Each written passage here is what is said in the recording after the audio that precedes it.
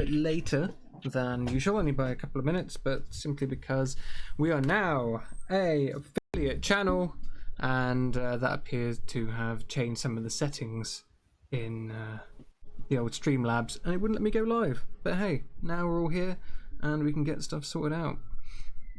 Before we go and look at the roster, I'm going to give some time for people to turn up, and I am also going to post out on Twitter that the stream is live. Yeah.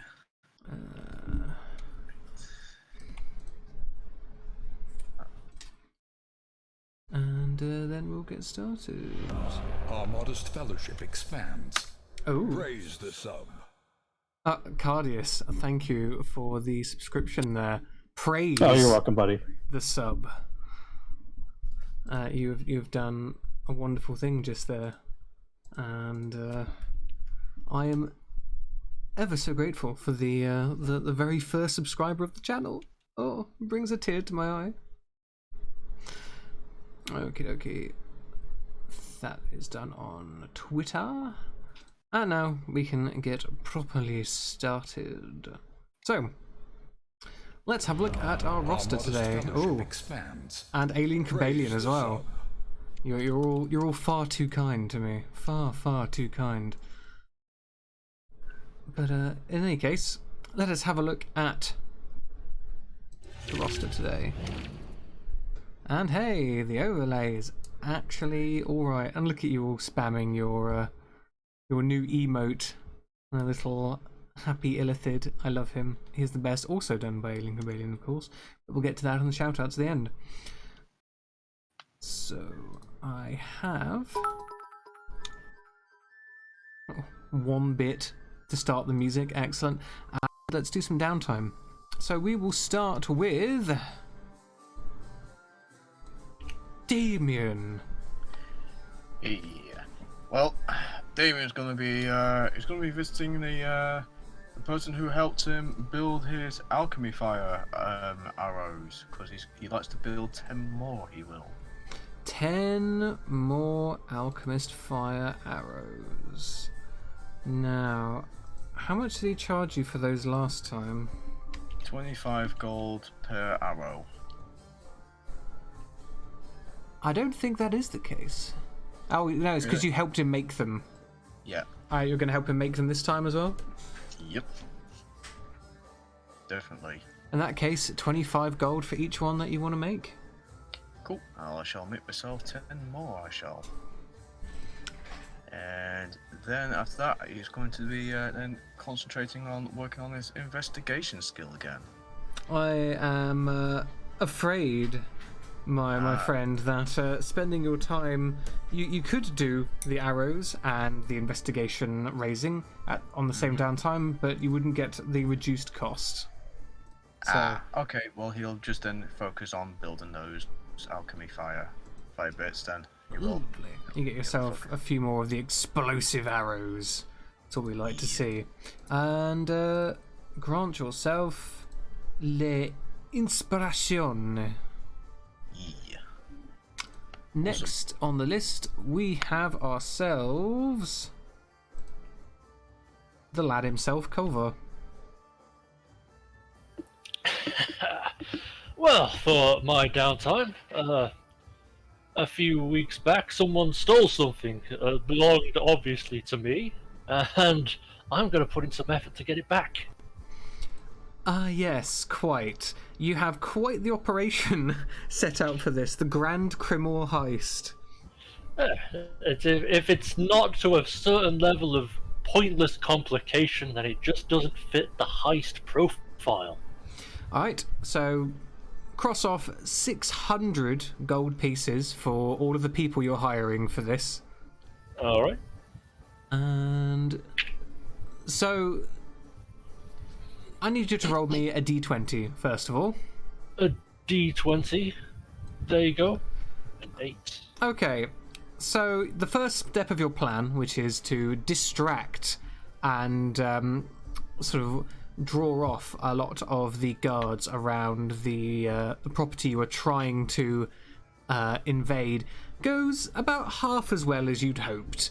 While you have weakened their forces, they are still on high alert, and it's unfortunately not looking too amazing for you at the moment, but...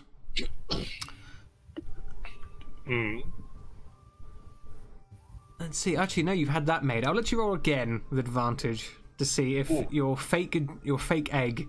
no. They're not fooled by the fake egg, unfortunately, and, well, again, some of them move off because there's danger, but the rest of them are still about.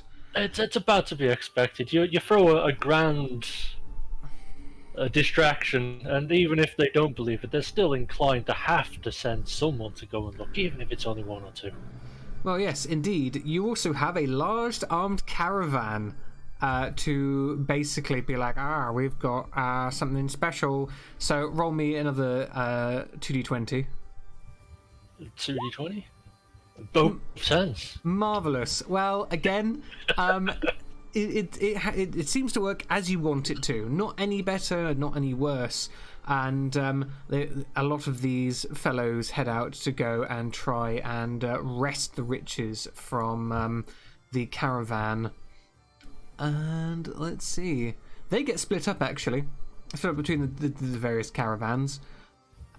And it's at this point that your mercenaries will be able to engage the enemy. Are you doing anything in particular to assist them in the endeavour?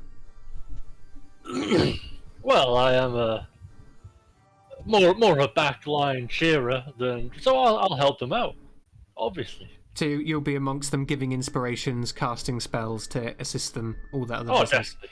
Okay, in that case, roll me 2d20 plus your level. What level am I? +6. How? Okay. So eventually, the mercenaries are like caught up with the fighting, and it's up to you, Kolvar, to basically go and get this thing while they hold up everyone else. Are there any strategies you are employing, any spells you're casting to assist you in your final roll? What was I intending on doing? Yes, I was going to use the amazing spell of Disguise Self. With that, I can give myself all the correct tattoos and markings that would make me appear as one of their own, the correct outfit and attire. Mm-hmm. So from a distance, I would look like I was supposed to be there. Right, Of course, I also have other spells on the list, as that one's a non-concentration. We've got Silence, a perfect spell to cover the sound of me cracking open windows with rocks. Marvellous. So you mix up those two spells then, and I will allow you a... Okay, there's one of these. Stealth, Deception, or Persuasion at advantage. Or Sleight of Hand if you have it. I don't know that. Since I don't think I get to roll it up often enough, I'll roll Deception with advantage. See how we go.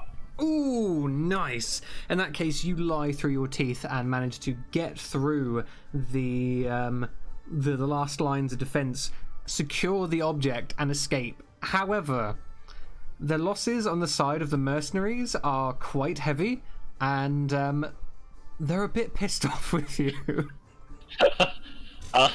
I'll send the Iron Wolves a ham or something. They're mercenaries. You paid them to spill blood, and they've spilled their blood. Oh, it's not just them. It's also the Black Company mercenaries. But yes, regardless, most of the mercenaries in the area have a ill view of you, Kolvar. I paid the money they wanted. That is true. That is true. Perhaps they felt like they deserved a little more. But you have the item, and we can now move on. As we go to Larissa. Now, if I am not mistaken, you are going to be doing some spell casting this downtime. Yes. So, We assume that I found the place I want to do the ritual, bought all of the things on the list I sent you just fine. Absolutely. And you can quite easily find yourself a suitable partner as well. Oh. Your sort of, what's the word? Your pedigree for performances in the Axe and Thistle, combined with your magics, make it almost too easy to grab yourself as someone. What race and gender did I get? This particular person is a human, because they are quite they're the most common kind of person in Fairhill, and they are also female. All right. Then, as I am, what? No, carry on. Finishing up my show, I am going to cast a message on her and ask her to meet me outside of the north gate of town, and I will wave, and then I will head up there to meet her. Marvelous. She, like, knowing of your magic, she seems very excited and sort of gets together all of her bits and pieces. As she sort of comes up to the hill where you're waiting, you see that she has like a basket under her arm, which appears to have some drinks and food inside. And she sort of like cheerfully greets you and sort of like seems a bit starstruck. Like, oh, I can't believe you'd call me out here. This is so exciting. Out of everyone in the crowd this week, you are definitely the right one. Come with me, and I will give you a night that you will remember for the rest of your life. And I will hold out my hand. She eagerly takes it and is like completely red in the face from all the blushing she's doing. And person. Yes. And I will take her before the spell wears off to the nice private place. Yep. Take her to a private place. Convince her that this next part is going to go much better for me if she just let me put these manacles on her.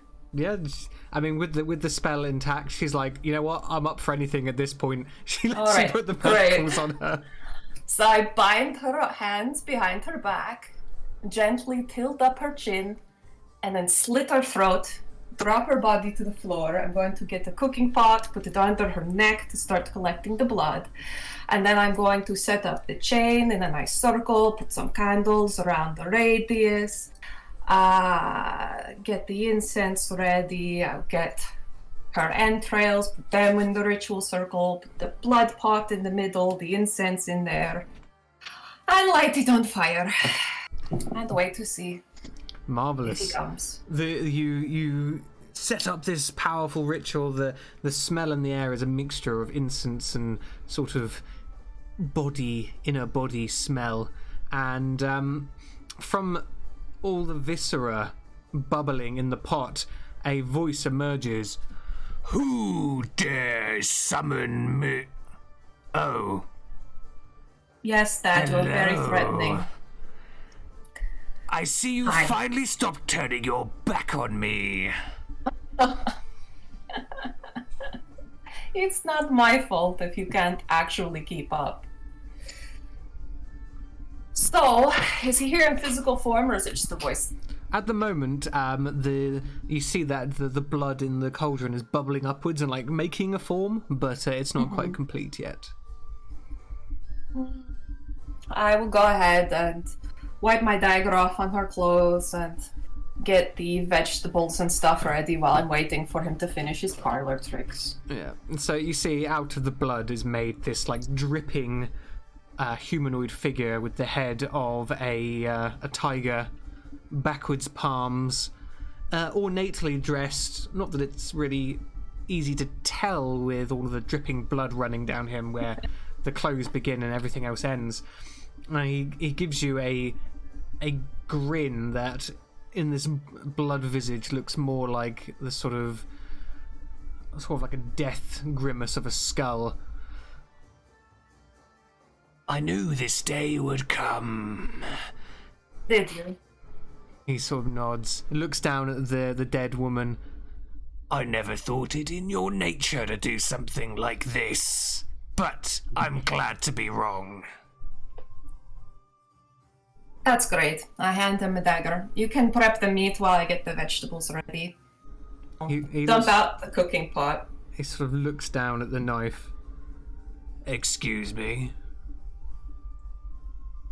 Mom always used to cook after this. Is this not part of the thing, or do you want to waste the meat?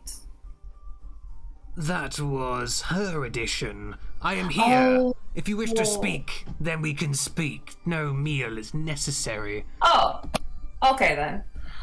And honestly, I doubt your cooking would be as good as your mother's. Well, that's a safe bet. Right, well, let's cut to the chase then. The last time we met, you said something about your legacy. And right now, your legacy is a laughingstock who's as likely to turn herself into a plant as she is to kill someone.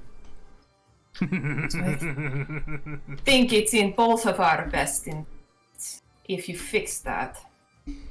Fix it. Yes.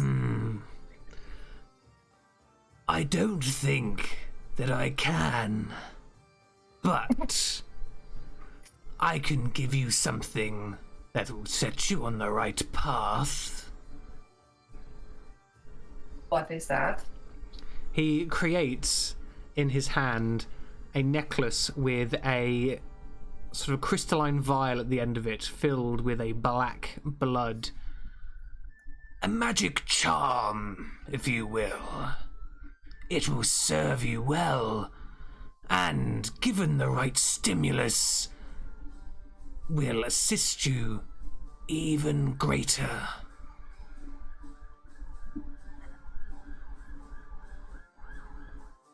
You're going to have to be a bit more specific if you actually expect me to wear this.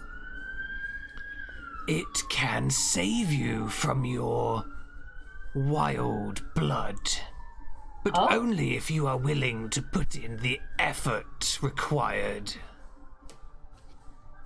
And what kind of effort would that be? Blood. Whose?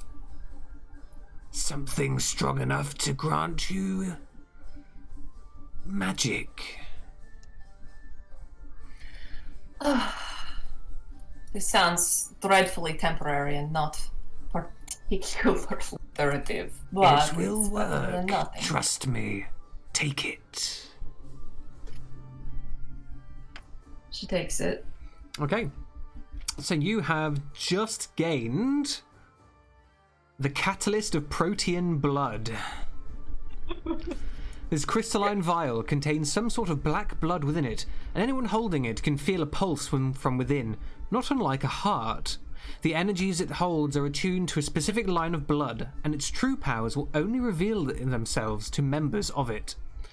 While you hold this item, you have a +1 to spell attack rolls and spell save DCs.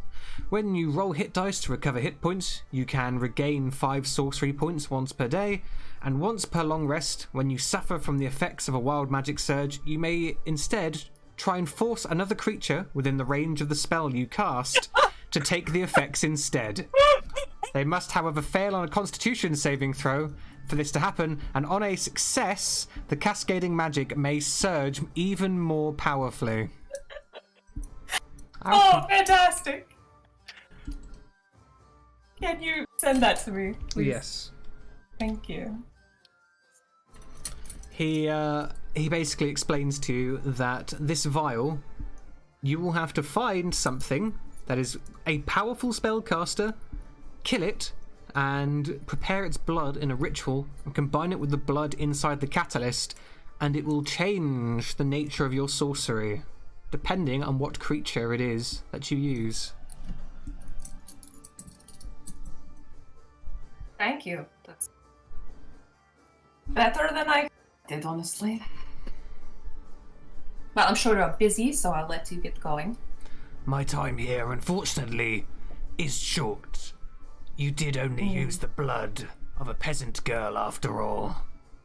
But that is fine. You have been given what I have been desiring. to pass on to you for some time. You have made me proud, Larissa. Thank you. And with that, the bubbling simulacrum sort of just sploshes into a puddle of blood on the floor. Never thought I'd hear you say that.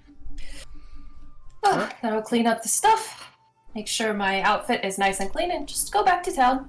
Go on with my life. Okay, next we go to Pluck. Hello. Mine is probably going to be much less impressive. I'm just going to do some research on the Hagstone. And I have to check how much money I have for that. Let's spend 100. You have advantage on the roll as well. Let's spend 100 gold anyway. Let's see. So advantage was the research again. It's an intelligence check with a +1, of course, from your Okay. gold, and So intelligence check advantage. +1. All right. Please no Colvar luck. Yes, Colvar luck. There you go. Well, given that you've already tried to discern the nature of this before, the 10 will add on to what you had previously. And, well, what can I say? The Hagstone.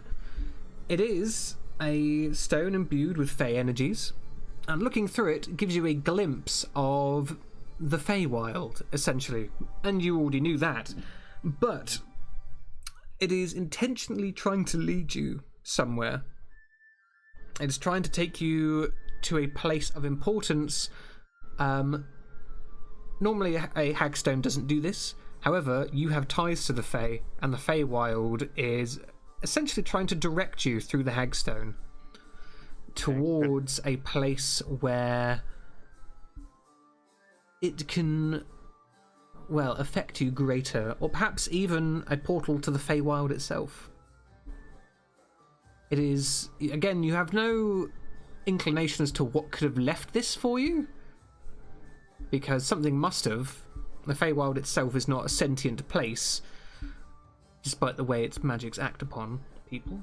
But if you desire, you may follow the trail with a survival or perception check with advantage.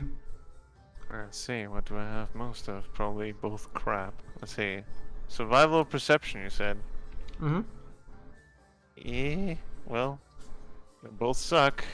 Good roll. So wait, you don't have proficiency in either of those. No. Would perhaps an Arcana check? Do you have that? Yeah. And what is your Arcana check? Arcana? 6. Oh. 6. So with the roll you had previous, that would have been a 15. Okay. And I mean, I'll allow for that. It's magic, right? And it has. I want it to be a skill that you're proficient in at least. So a 15 does mean you begin following the Hagstone to its destination. Eventually, it takes you to a ring of standing stones deep in one of the southern forests, and in the there's a pool of water in the center, by which you can see a rather an obviously fey creature. It looks like a bunny rabbit if rabbits had tiny deer antlers and a pair of eagle-like wings. It sort of stares up at you with a sort of shiny black eyes. I look at the mocking fey in my pocket and say, you heard one of these? You think it's friendly? The mocking fey looks terrified. Oh.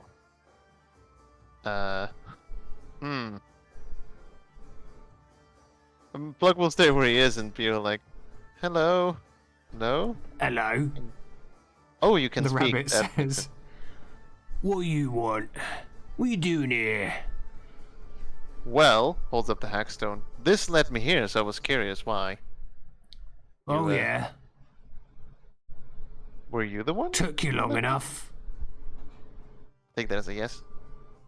Yeah. Who might you be? I'm a Wolpertinger. Are you, my friend here seems terrified of you. Are you, going to try and eat me or something? He sort of sniffs the air. Now I've got use for you. You let that mocking fey out of your pocket, and I'll make supper out of him. You hear sort of little panic noises in your pocket. Like, sort of buttons the pocket up. Now, let's, how about, you just, let me know what you, what use I could be of you then, Mr. Volptinger. I need someone dead. Pluck doesn't know how to answer that. Well, I mean, I'm not an assassin. You are now. Pluck narrows his eyes. Okay, well, let's see who you want dead first, and then we'll see. There's a witch. An ice witch. Came over to this side, not meant to be here. I need her dead. And if you do this for me, I'll give you my most precious possession. Okay. Ice Witch sounds potentially something that also wants to harm me, so maybe we'll have a deal then. Oh, she wants to harm everyone. But it doesn't help that she came here looking specifically for you. For me? Oh, Little yeah. old me? She wants your blood. You've got good blood, Pluck. Oh. Okay. Pluck sort of like starts to realize this is the first time he's sort of like been sort of like personally targeted by someone malicious. Okay, Not many who have the blood of Fae and mortals in their veins, all mixing up inside you. She wants it.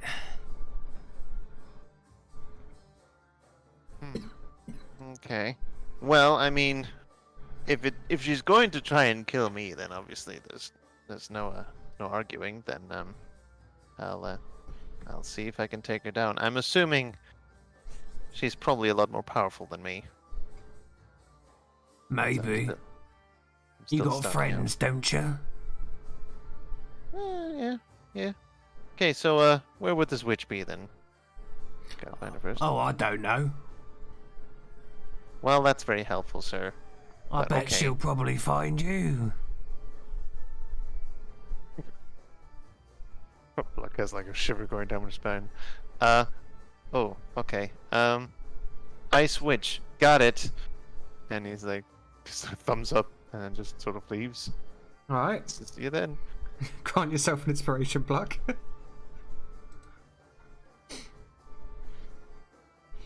Unsettling, that's me. Alright. Volbidian. All right. Well, I got a few things to do this week, hopefully. First, we'll start with meeting with Kelda about the Gorgon armor I had her make for me in the pauldrons. Ah, yes, the Gorgon armor. Now, what kind of armor was it you wanted her to make again? A breastplate, because I didn't want that dexterity disadvantage. Okay. In that case, she's finished it. Perfect. The breastplate looks banded, like the hide of the Gorgon, and it is. I mean, in the light of the forge, it's okay, but like out in the sun, it's quite bright to look at. Like it's very shiny, and she tells you, you know, just Gorgon hide doesn't tend to rust very easily. It's quite reflective, and she sort of hands it over to you, as well as one of the nice shiny pauldrons as well. Perfect. Is there anything special about the armor? It is a +1 breastplate. All right. That not only gives you advantage on saving throws against petrification, but also acts like a mirror for the purposes of gaze effects. Oh, nice. Indeed. Take that, you Medusas. All right. And the next thing I wanted to do was visit Chandril about the curse I received from the Avatar. Kato. Ah, yes, you want her to remove that curse, do?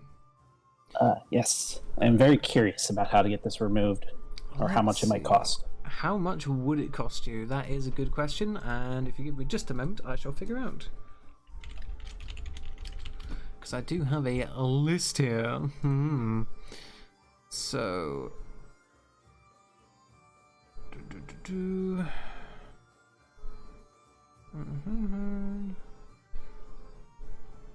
She tells you that to cover the costs of basically the entire thing, she is going to need 500 gold pieces. Oof, that's a lot, but it's worth it. Let's do it. Alright, you pay her the money, and she quite happily gets all of the components she needs together, buys a few extra bits, and performs a ritual, an hour long, that eventually cleanses you of the curse. Yes, no more disadvantage. Yes. And the last thing I want to work on is prepping this coat.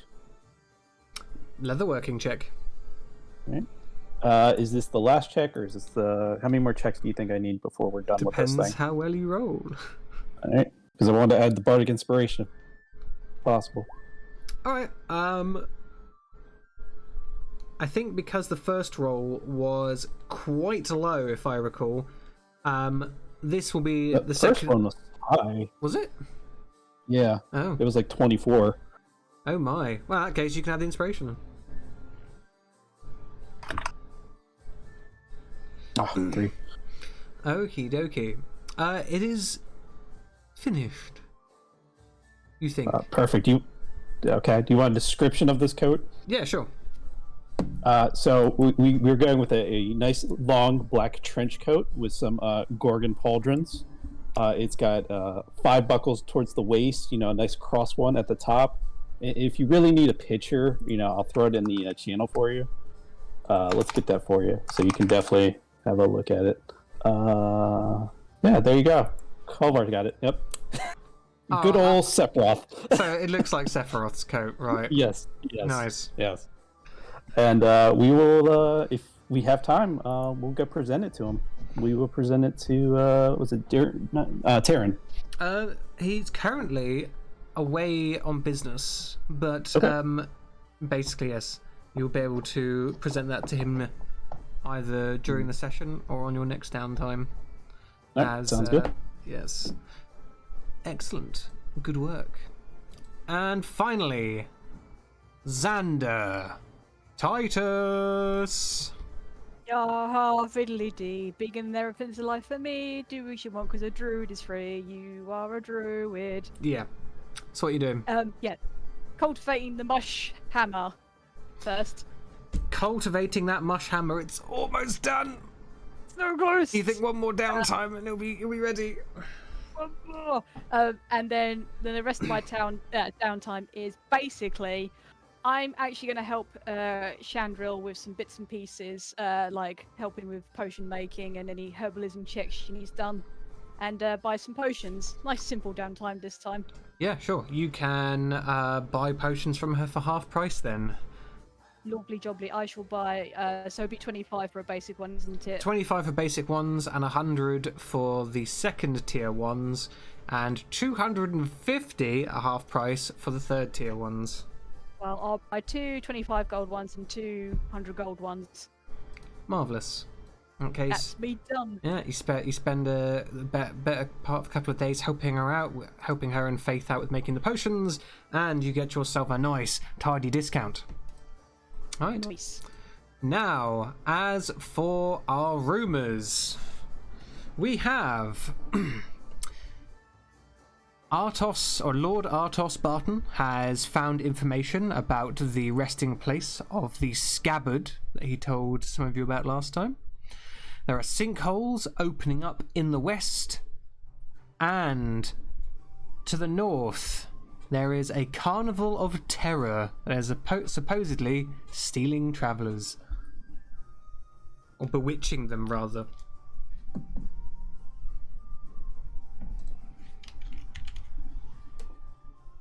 Locke will also mention to the party that there seems to be an ice witch out for his blood. Quite literally. The hags are always out for the blood. What else is new? Well, I mean, seems to. I have dealt with many of the hags. You just give them a good telling off, and they go the way. I'll be sure to do that and hopefully survive. Do you know how to find her? No, not yet. I just learned from her today. But, well. Then there's not much we can do about that, is there? Lux looks dejected and a little worried. Alright. If she comes and finds us, we'll deal. Yes? So, Well. how much more land is there when there's sinkholes still opening up? It's been weeks. I mean, they're getting bigger, certainly. As I'd like to do the Carnival of the Terror. It sounds the mighty fine. Would suggest we do the sinkholes because they have been there for the while, yeah? Aye. Carnival does sound fun, though. Does it? I mean, If you like terror, that's fine. I mean, it's probably just the title. It's probably just a nothing, yeah? The possibilities are endless, especially with my travel. So, why not give the carnival a try? So, what I'm hearing so far is 2 votes for sinkholes and 1 vote for carnival. Yeah. I would prefer to go to the sinkholes. 3 votes for sinkholes. Well, I happen to have some unfinished business with Lord Barton, so that's where I'd put my pennies. I would kind of prefer to go to him as well, but I don't think we're going to have enough clout against the others. Unless the votes, any of the votes are going to change to the scabbard, we are currently looking at the sinkholes. Sinkholes it is, I guess. Indeed. What? Yes, it is the sinkholes. The sinkholes, yes. gotta fix those roads. Okie dokie. Who's going to be your pathfinder? Not it. Not me. Me! Do it! Me. Alright, I roll survival. Oh, Oh, Lord. you just. Did I ever tell you folks about how I went outside once? It was dreadful. I agree. Let's go somewhere warm and indoors. Oh no. Can we get lost enough that we go to a castle? Good Lord. So yeah, that is the lowest. I mean, that is the lowest amount of bonuses you can get for a pathfinding roll. Let's see. I'm pretty sure you just get 1 action. Yeah, you get 1 action and no bonus actions. I'll be sure to spare it and cover it closely and never use it like an elixir in a Final Fantasy game. Can I inspire him to do better? I don't know what the second part of that's all about, but never mind. So yeah, Kalvar, you've got no idea what you're doing. Literally none. I am just so buoyed up by the good fortune that I've had that I'm just not paying any attention at all. And for some reason, someone let me walk at the front. I thought it'd be funny. Marvelous. Well, to the west you head to try and figure out the secret behind these strange sinkholes. West's the direction the sun sets, right? Aye. Ah, We're going the right way. Perfect. So, the first day of travel, thankfully, you don't have to deal with anything. It's nice and quiet. The roads are certainly calmer now that the creatures that were harassing them have been cowed. Some adventures past. And eventually, it grows dark. I'm going to need you all to tell me what you're doing about camp this evening. Well, I don't have to sleep, so I'm just going to it's like alright. read or something. You guys get a Learman's tiny hut, and everything's Yes. fine. Well, yeah. I'm still going to wake up for that third watch so I can watch the sun come up. Marvelous. So, the hut itself, let's see, it's a 10-foot radius immobile dome. You can all fit in it because it's surprisingly large for what it is. 9 creatures of medium size can fit inside, which, yes, that is fine. And only creatures and objects that Volbidian sort of chooses or are in the area of effect when he casts it can move through it freely, and everything else cannot pass through it at all. You're all welcome in here. It's fine. Thank you. Now, because of this, are any of you taking watches, or are you just like, we're fine? Most of us could literally just like, I don't know, Yeah, we. read. I'm going to take So- a card to go to sleep. Yeah. Can we see through this thing or pass in and out at will? Yep. Transparent Yeah. from the inside. Oh, okay. Then multiple of us, I guess, are sitting awake inside, Yeah. We're playing cards. glancing. Yeah. Sander is going to have a good night's sleep. Doesn't have to worry about Absolutely. watches. 1,000 guards watching us sleep tonight. I use my herbalism kit. Nope. Just nothing. Just, I know. Okie dokie. Marvelous. So, you just sit around and play some cards? In that case, around midnight, the tiny hut disappears. What? What did you do wrong? You can make me some perception checks, those of you who are awake. Okay. Yes! Yes, you guys. 0. Enough to listen. Hey! Ah. Another critical fail. So, Huzzah. most of you are completely focused on Albanian game. vegan. the cards. They're too busy Competent playing Snap. spellcaster. You know, well, when Volbidian spots something, it's like, did you guys see that? You're like, nah, I'm not going to put down my cards. You think I'm stupid? But Oh, Volbidian, mate, I'm like, Snap, this is a intense game, mate. Volbidian, you, however, do see something.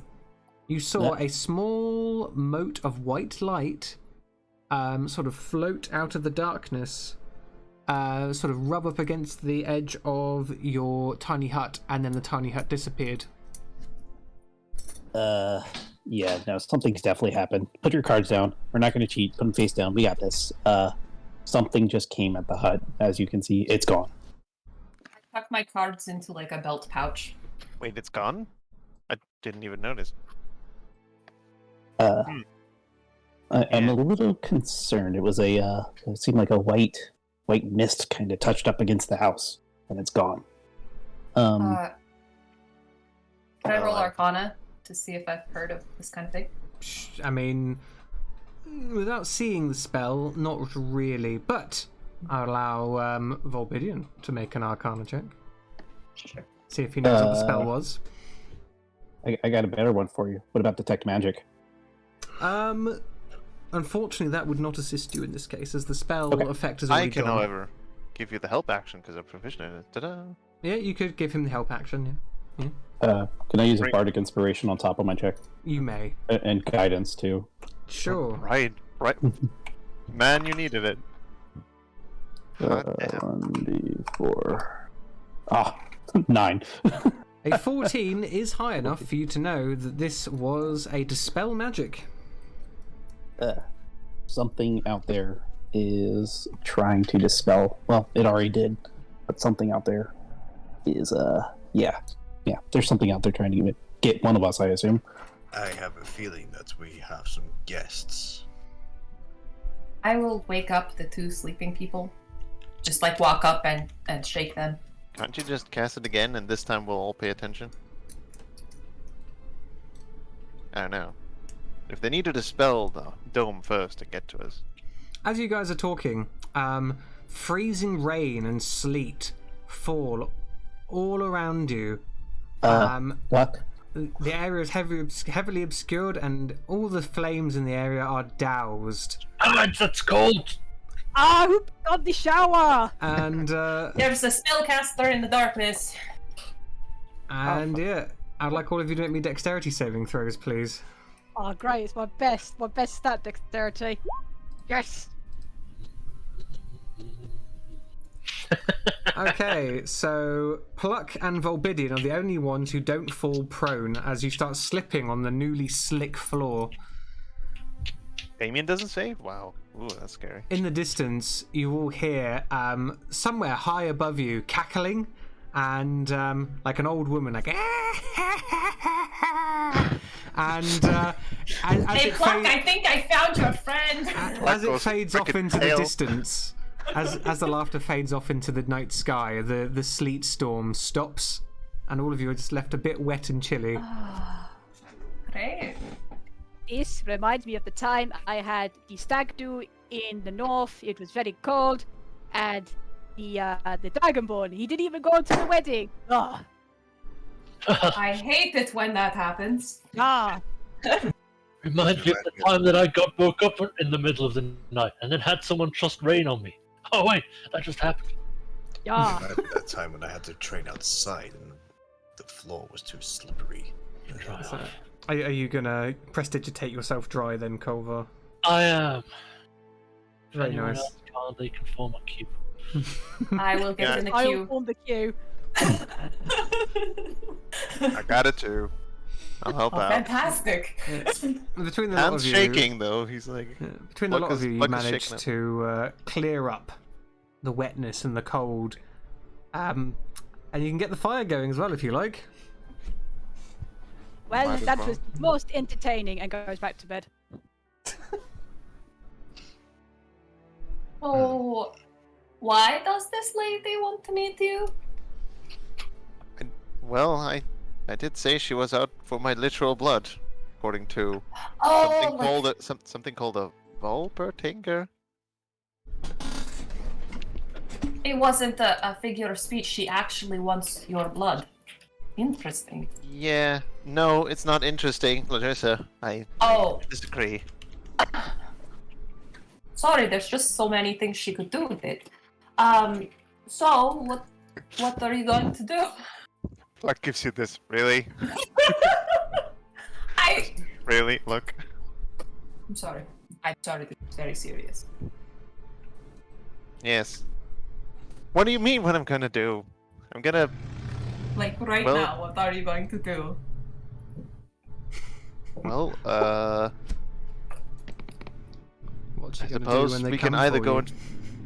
We can either go chase her down, since she basically just sort of kind of attacked us during the night, or we can go the opposite direction. Or, well, that is all up to you, all of you.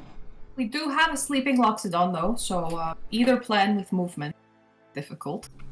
Yeah. Well, I obviously cannot make this decision for you. She is, there's a chance she might attack us again. I don't know why she just decided to sort of, like, make us wet and slip and leave. But, oh, I don't know her intentions, apart from the fact that, she definitely wants me dead. Or at least drained of blood, which probably would follow into death soon afterwards. I think it probably would, yeah. Since no one else seems worried, maybe we just watched. I don't think you and I could take her on. Well, at least we should make a note where she left to. And Hmm. I don't know. We can't really chase her down because I'm assuming that flying she did is probably much faster than her walking anyway. Probably. Right, Boy, so well. if you aren't moving, I'm guessing you're just going to keep watch for the rest of the night and hope that she doesn't come back. More or less, I guess. What time do we normally wake up in the morning? What did you say?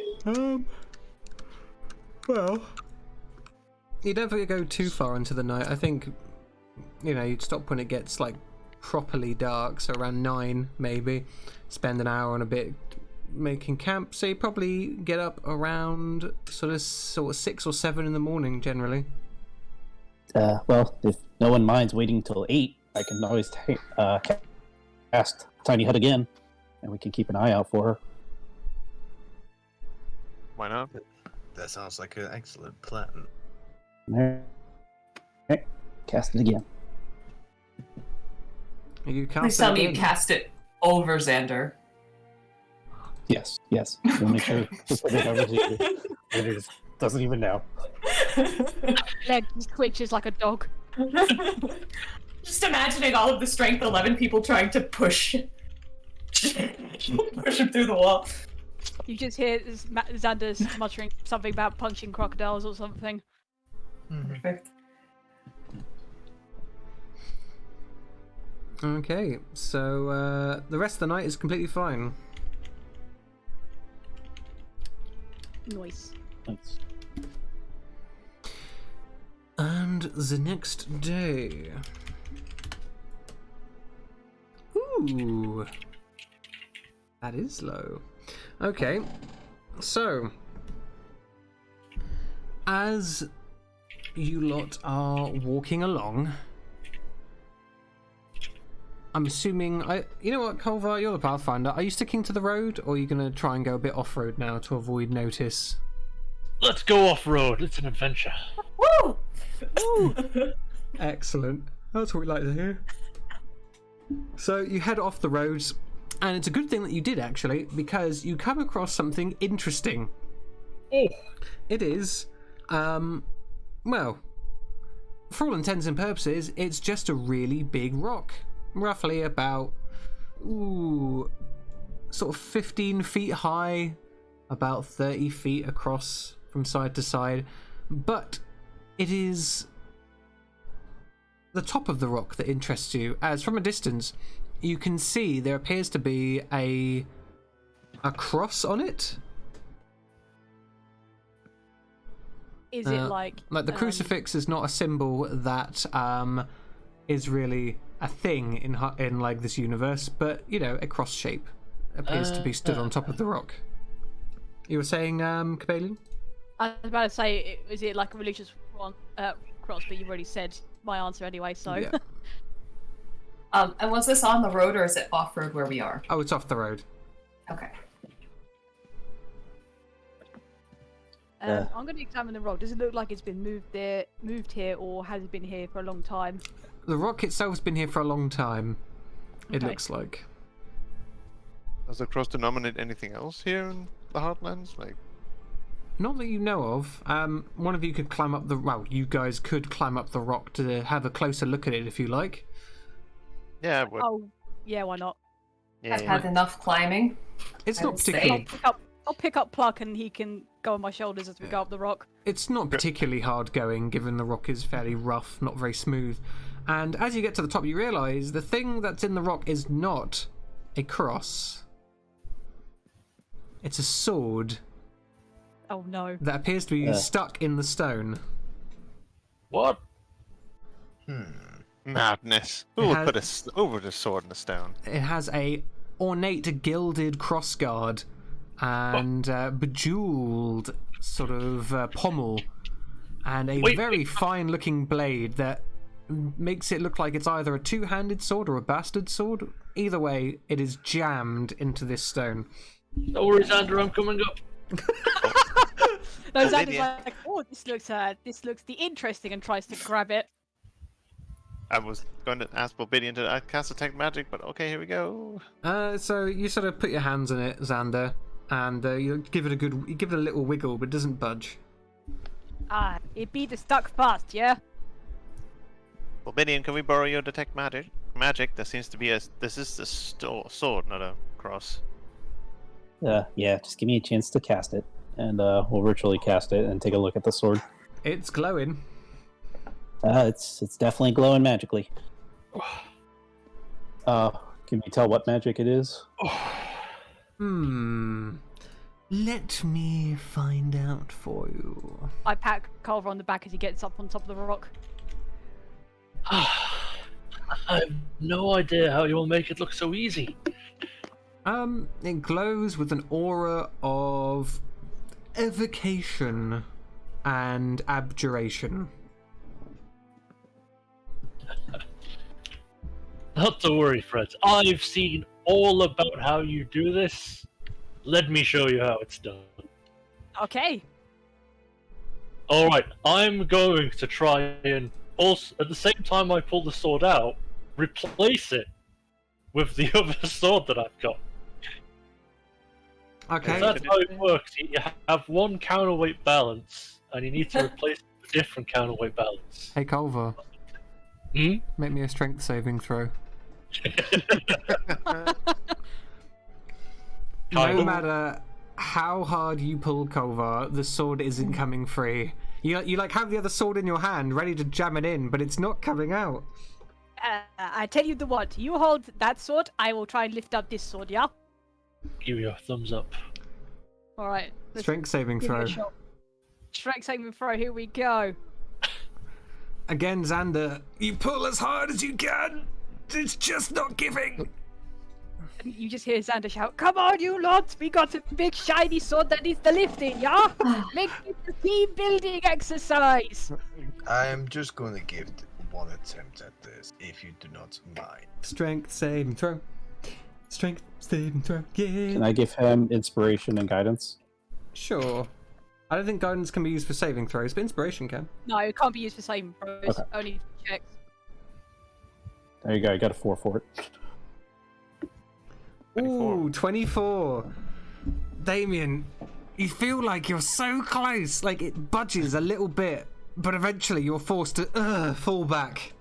And it defeats even you. Yeah. Well, Looks like it's Hey. you almost made it there. almost. We could Maybe it's got a button at the bottom. You need to push it in first. I'll try pushing it in. That's obviously the solution. Does anyone happen to have dispel magic? Nope. Nope. Kind of regret not having it now. I will just give this. Well, I do have one more this spell try. magic. Let's see if it actually works. You cast Dispel Magic. And now you're what exactly are you trying to do? I suppose we're trying to. Well, I'm trying to see if dispelling. I'm guessing probably the. I don't know if it's coming from the sword or the rock, so let's try dispelling the sword and see if anything happens. See if we can lift it out of the ground if it's, magically stuck in. Let me see. Oh. So, you would know this, by the way, before you cast the spell, Xander. The spell magic ends a spell effect or a magical effect cast by an item, but it does not remove magic from an item. No, okay. I shall relay that to the group. Yes. If there was a spell holding the sword into the stone, you sort of blast the dispel magic at the rock itself and the area around the sword, but nothing appears to change. So are we thinking that the sword is sentient and it's like it just doesn't like you guys, or just we're all too weak for it? Not like us. Give this one You more think try. it's the, yeah. All right. I mean- are you going to give him inspiration again, Volbidian? Who am I giving inspiration to? Damien's going to give it another try. Yeah, sure. Why not? Oh no. No. Not even with advantage. So close. You I mean- struggle, Damien, but it's not going. If he really was that close on the previous one, if somebody gives him advantage, do this. Well, Xander's gonna sit next to the sword and go, there, I understand. It is Oh. beginners, you're a little bit scared, yeah? Roll me a d4, chomp. You got it. All right. So if someone were to give him advantage with their main inspiration, that would give him a 25. Oh, fine. I'll give it my inspiration and get this thing over with. So I'll just use my inspiration. Okay. So you watch as Damien struggles with the blade. You see it starting to give, and then Damien falls back. As you look down, Damien, as you see the hilt of the sword in your hands. And then, as your gaze follows up the blade, you realise it's about a foot to. You have a foot of blade, and that's about it. As you appear to have snapped it. No. You are too rough. You got to treat it like the ladies, yeah? Subtle. Kind.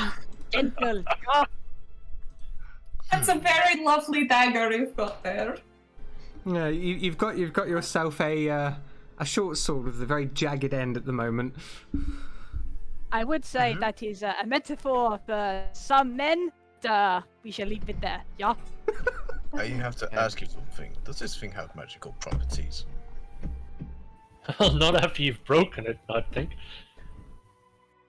How did you break a magical sword anyway before lifting it out? That I have to ask a question, because even I've heard tales that magical weapons are hard to break. Is it that old? Volbidian, is the magic on both the piece in the sword in the stone and the sword he's holding? Is it? There is magic on both halves. However, if you were to add the halves of the magic that both pieces have right now, it would definitely be less than what it had when it was together. It's probably got half of what it needs. I'm going to use Mage Hand to try to grab the blade part just to see if it's loose now that it's snapped, or if it's in the still stone? in there. No, it's still wedged in there. It's still there, Okay. mind you. Yeah, I'm just not touching it with my hands. This is why we stab it with a scimitar. Yeah. You know, I feel like we should have just blasted the rock open at this point. Oh! Would you like me to try that? Can we get off first so we don't have a feather issue like last time? Let us get off the rock, yeah? It's a bit late for this, unfortunately, but I I did don't not know. expect the blade to snap. But I don't know if I even have good spells for blasting stone. you can also just come back another day. I don't know. More prepared. Okay. for stone. What would happen if I tried to grab the blade and pull it? A medium hand made from metal. the hand is made from compacted soil, so at the moment on the stone there is nowhere for it to appear, as it is solid stone. Do I actually waste good spells on this thing? Well, can I examine the sword as more of a historic / research perspective, shall we say? You could make a history check on Okay. what remains of the blade. Yeah, what remains of it anyway. So naturally, Xander, you've read many books growing up, and there's quite a few old tales about swords being stuck in stones, and apparently only the worthy are able to draw them properly. You've never heard of one of these blades breaking. It probably was quite powerfully magic, and hell, if you got the other piece out, you probably could find a way to forge them back together again.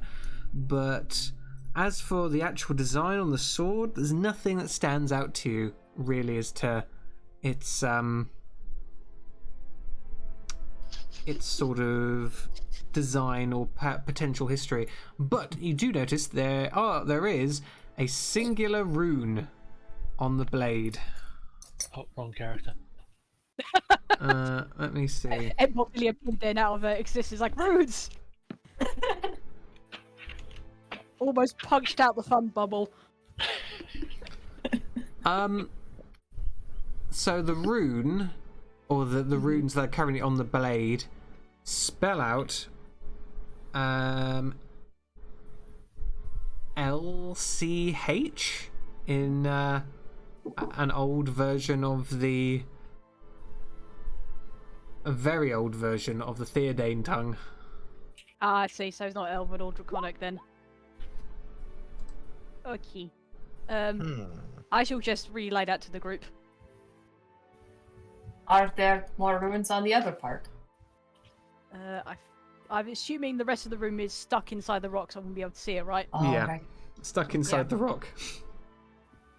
This might be a dumb idea, but what would happen if you stuck the sword back into the rock? Are you hoping it will grow together? It's possible. It's magic. It is. Do you give it a go? Very well. I'll stick the what remains of this sword on top of the snapped piece. You stick it back in, and as you remove the sword again, it appears that it is still broken. It's worth a try. Well, looks like I have a sword. Perhaps we Yeah. come back here the other time, yeah? I don't really have any magic that's good for boulders, I'm sorry. Oh, I had a spell that probably could have worked wonders, but this was far more fun. So, I mean, you still don't want to do it for the extra fun? Well, it won't work now. I could, I suppose, have grabbed the blade, considered it part of my own equipment, and blinked into the ethereal plane while still holding it, and then popped back into the real. Oh, don't talk to me about Blink. But since the part of it's broken and I can't reach it, it's gone for good. I'm sure you could sell it for at least 20 gold. That's enough for a weekend, right? Oh, definitely. The amount of drinks you could have, yeah. I need to find the actual magical properties of this device, though. That sounds like someone else's problem. What is it? Let's keep going. Okay. Yeah. Be sure to note down where this is because I haven't got the foggiest. Yeah, I made a note on my map. Xander, I have a request. Do you mind if I ride on your shoulder for an hour to get these inspirations back? Ah, yeah, sure. Perfect. And I will pick him up and put him on my shoulders. Excellent. Marvellous. So you leave the broken piece of the sword behind That's in the rock. fine. The day's nice and quiet. It gets dark once again, and y'all are able to sit down and start doing a rest. Yeah. Now, Nice. what is the plan for resting this evening? Like we'll scan the sky with bloodshot eyes. Yeah, you don't see anyone right now, Pluck. As in, Look. like, that is what he's gonna do the entire night. Look, little man with the pointy ears. If you see the witch again, just say, no, the bad witch, you are the bad. And it will solve everything, yeah? I mean, if you think that would dissuade her from taking my blood, then sure. Also, hags and the witches, they like to be complimented on how young and the pretty they are. It always works the wonders, yeah? Be the charming. I'm sure that will help, yes. Yeah. And now I sleep. And he just goes to sleep. Lovely. Right, so round 2 of cards. Nobody? See you in the morning. Good night. Yes. Good night. And As David just sits on the rock, just staring at this half of a plate still. Yeah. What do I do with this? No, David's just fascinated about the fact that he's managed to snap a magic plate in half. Well, what can I say? Leverage really does work wonders. Are you casting the hut this evening, Volbidian? oh, of course, it's my favorite new spell. Alright, you summon the hut up into existence. And who is staying up and who is not, sorry? Be Xander's awake. asleep. Xander's sleeping. I'll see you for watch number 3, and I don't think anyone else actually needs to sleep, do you? Nope. They need to rest, but not necessarily sleep, yes. Yes. Just remember, guys, we can't cast spells through this. We need to make sure we go outside if we see something. That is good to know. Well, Alright. she's- Volbidian, Yes. at midnight, exactly, same as last night, you see a white mote of light float out of the forest, or float out of the darkness from the edge of your dark vision, rub up against the side of your hut, and dispel it. As soon as I see that, can I run outside to see her? Does anyone else Ooh. see this? Perception checks can be made, and I'm going to see what the range of the spell magic actually is, because you might be able to. No. We'll see the hut disappear at least. Volbidian, you run out 30 feet away from the hut, and even then, you would know that the range of dispel magic is 120 feet. And What if I were to Misty Step as well? I mean, you could dash as an action. Yeah. What if I dash? Okay, you dash and move, and then yes, you have 60 feet of dark vision, right? Yes. Yes. In that case, you can see, sort of up in the sky, on a broom of all things, is a witch with sort of not pale skin. Her skin looks like the sort of purpley black you get when someone is frostbitten. She has a staff on sort of like in her hands that ends in a spire of chaotic looking ice crystals, and sort of long lanky grey hair sticks to the side of her face. She looks down at you and sort of smiles with crooked teeth. All right. Command. Can I run up to Well- Volbidian since he just crashes? Volbidian, my friend, Yes. you used a dash action to get out there. Oh. What if I Uh, use Misty Step? Because I asked about that, and that's a bonus action. But that would also be casting yeah, a that's second right. leveled spell. It is As you true. see her, her broom ascends upwards into the night sky out of your vision range. I will walk back. I will walk back defeated. I think this is your witch pluck. I definitely think that's her. What the heck is she doing? I don't You just- know. She just spells the hut and then just sorts off. Yeah. What is her? What is she? Can you all make me a dexterity saving throw, please? Oh, wanted to move. Okay. No. So Volbidian and Palak are doing all right. Someone's missing from here. I'm Kolvar. already prone. Oh, I'm Kolvar. asleep in a tent. Technically, me and Cole are already. I can't full prone, I already am. So Slide. We're you- sleeping. you feel a whipping of cold air sort of gusting upwards, and you're expecting the sleet storm again, until sort of spears of ice and hail begin raining down and exploding around the camp. And 9 bludgeoning damage, followed by a lovely bit of 12 cold damage, hits everyone in the camp unless you made your save, at which point I don't think you take anything. Or half as much. So yeah, 21 or 10 as an ice storm lands in the camp and just shatters through the tents, blasting everything. And yeah. Can we see the witch? Unfortunately, not. No. Ice storm has an even longer range than dispel magic. Okay, let's see. Anything I can cast blindly in the direction of her? Yeah, I'd allow you to throw out a spell blindly into the darkness.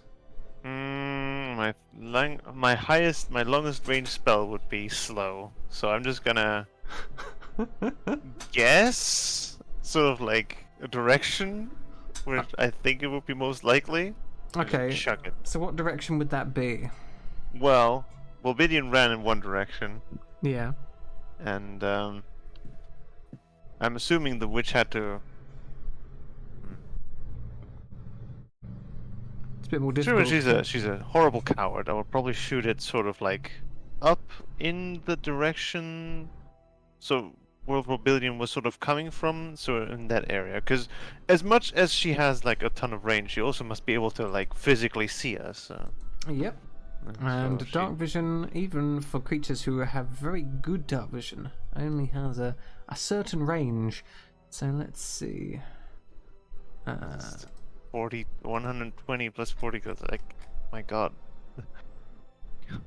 Thinking in third dimension, I don't know, probably, obviously up. Yeah.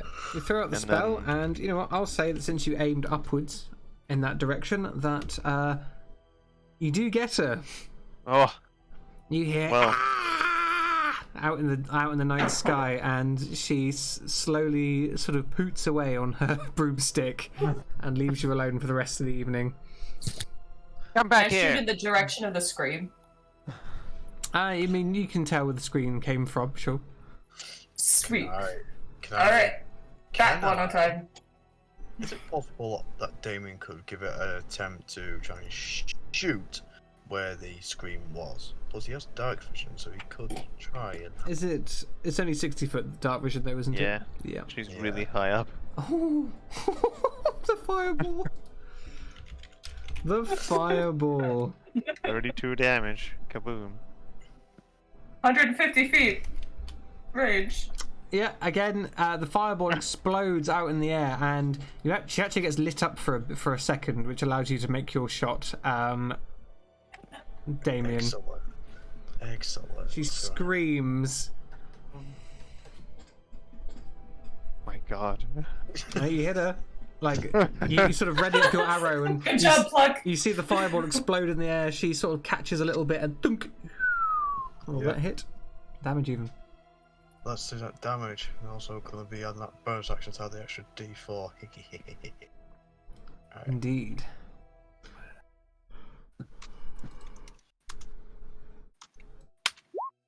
Okay, so the arrow does hit her, and then she sort of commands her broom to send her out of there, and you've certainly given her something to think about as she pisses off this evening. Almost got her. Tell me, what does this old witch look like? Who is the one that saw it, yeah? I'm guessing that's Volbidian. Yeah. Well, she's a humanoid on fire. That does not give me the help. That's all I saw. That I've seen many humanoids on fire, Me too. whether that be from you, the Hestia, or just in real life. Oh.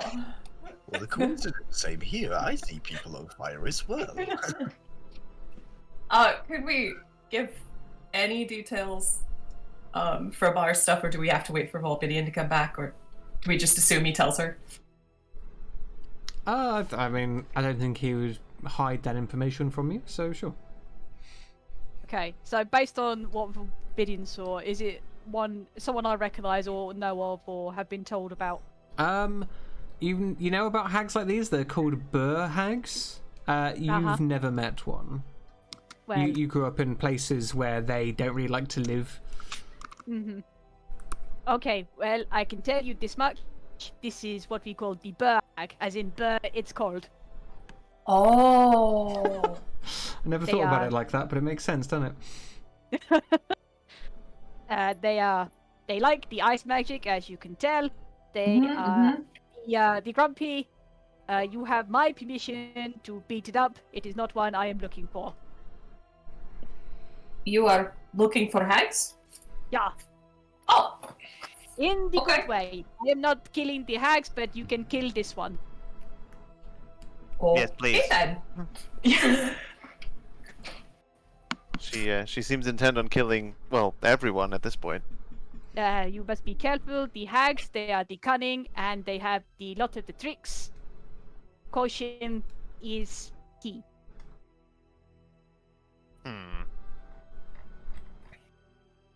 What could get her down from the sky to force her to fight us? I wonder. Oh, we I could suggest stop we- right lighting a fire when we go and camp. That might limit her range of vision. Or we could cast the orb, but not all of us be in it. If someone's brave enough to sort of be around. Not you then. Hey, I'm just asking. to be fair, she does have it out for me, so perhaps should maybe she be- has some sort of some sort of pluck detecting mechanism. Who Mm. knows? Call you, as we say in the business, the sacrificial goat, yeah? What business is that? Look, I have been to many places and seen many things. You'll be surprised how often this happens, yeah? I would. Fine, I can be the bait for next time. I just Yeah. cast the thing around me, then lay an ambush, and then she'll come and do her dispel magic ice shenanigans, and then you can catch her off guard. And with Just by all means, force this fight and kill her. So tomorrow night, that's what we're doing. Yes, If everyone I think agrees, so. yeah.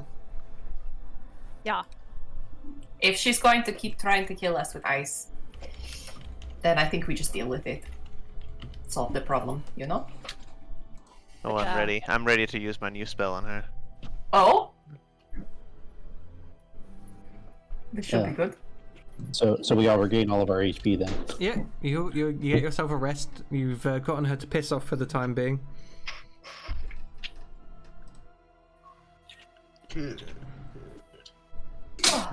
Let's keep going in the vague direction of the sinkholes. Kolvar, away! We're definitely getting there. how far is a professional tracker? For the last time, we'll get there when we get there, and we're not lost. It is part Trust of the me. journey, yeah? It is the friends that we made along the way. This tree is completely different from that other tree we passed 20 minutes ago. Kolvar, are we there yet? Oh, Yes, Are, yes, are, we, yes. are we there yet? We're somewhere. The morning I don't see any rises, and all of you sort of get ready. You have your breakfast, you get up, and you begin to head out into the world.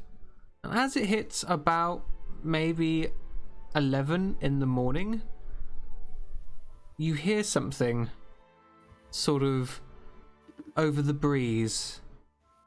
It sounds like whispering, and then it becomes like distant shouting, almost like a chant being sent over a great distance. You know the scene in Fellowship of the Ring where Saruman's casting his spell, and like the sound of the spell echoes all the way over to the mountains where they are. Like it's like that, and you hear a woman's voice, Oh. and Scatter. suddenly before a that massive happens- blizzard rolls in. You have got to be kidding me! Xander, you know what's happening. Yeah. One of the Burhag's greatest powers is once per day they can cast a spell called Control Weather. Unfortunately, it doesn't help you that much to know that it has a radius that spreads out from 5 miles from where the caster is. Well, I And it have will last for up the to good 8 news. hours, depending on how well she concentrates. Stanley just goes, well, I have the good news. She'd be the 5 miles away. Suddenly, maybe not. You'd be able to see the edge of it if she was exactly 5 miles away. So she must be somewhere within a few miles, maybe. But yeah, she has essentially started to turn the landscape into a frozen hell waste. Great. I'd apologize, but I did not ask for this. Lubin Fair raises enough. his hand. So, well, if my tiny hut stops magic from coming in, we could just sit in that until she stops her concentration. It will be for 8 hours. The tiny hut lasts for 8 hours too.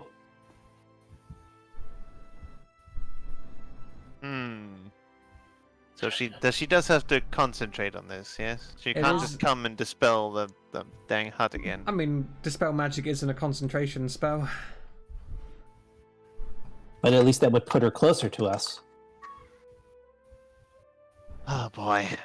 Well, I just throws his hands up in the air. I have no idea how to deal with this. How about we at least look around before we do anything, just in case she's like behind the tree, right over there. Crazy ideas, I know. That's fair. Then you're gonna see much through this blizzard. Just trying. I'll look through my strange eyepiece. That looks like it's a blizzard all the time. So blustery. Oh, God. Yeah. It's I snowing. always see that dog in the strange eyepiece. Maybe you can see the witch as well. So, what exactly are we looking out for?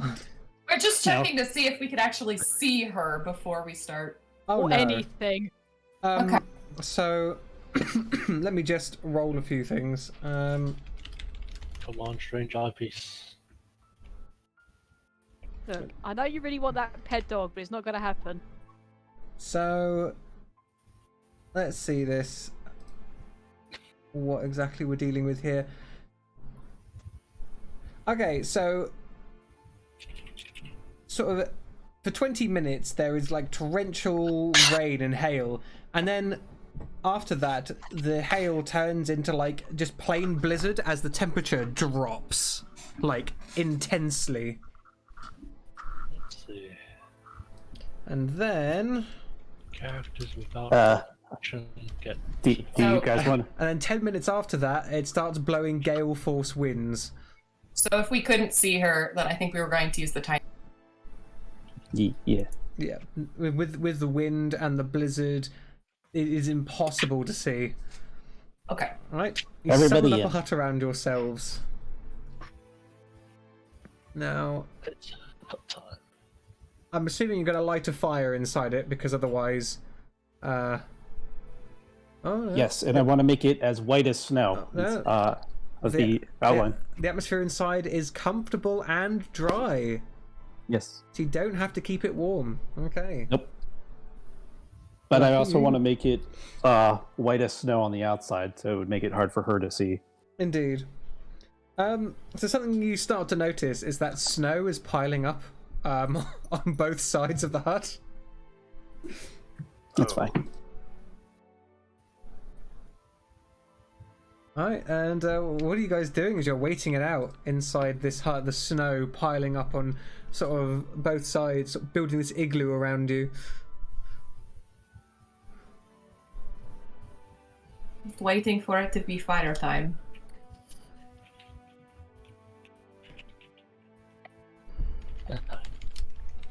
Listen, I'm just here to keep us out of the cold. Thank you. Keep you out of the cold. Okie dokie. I'm going to see if anyone needs to make a save against the spell she wants to cast.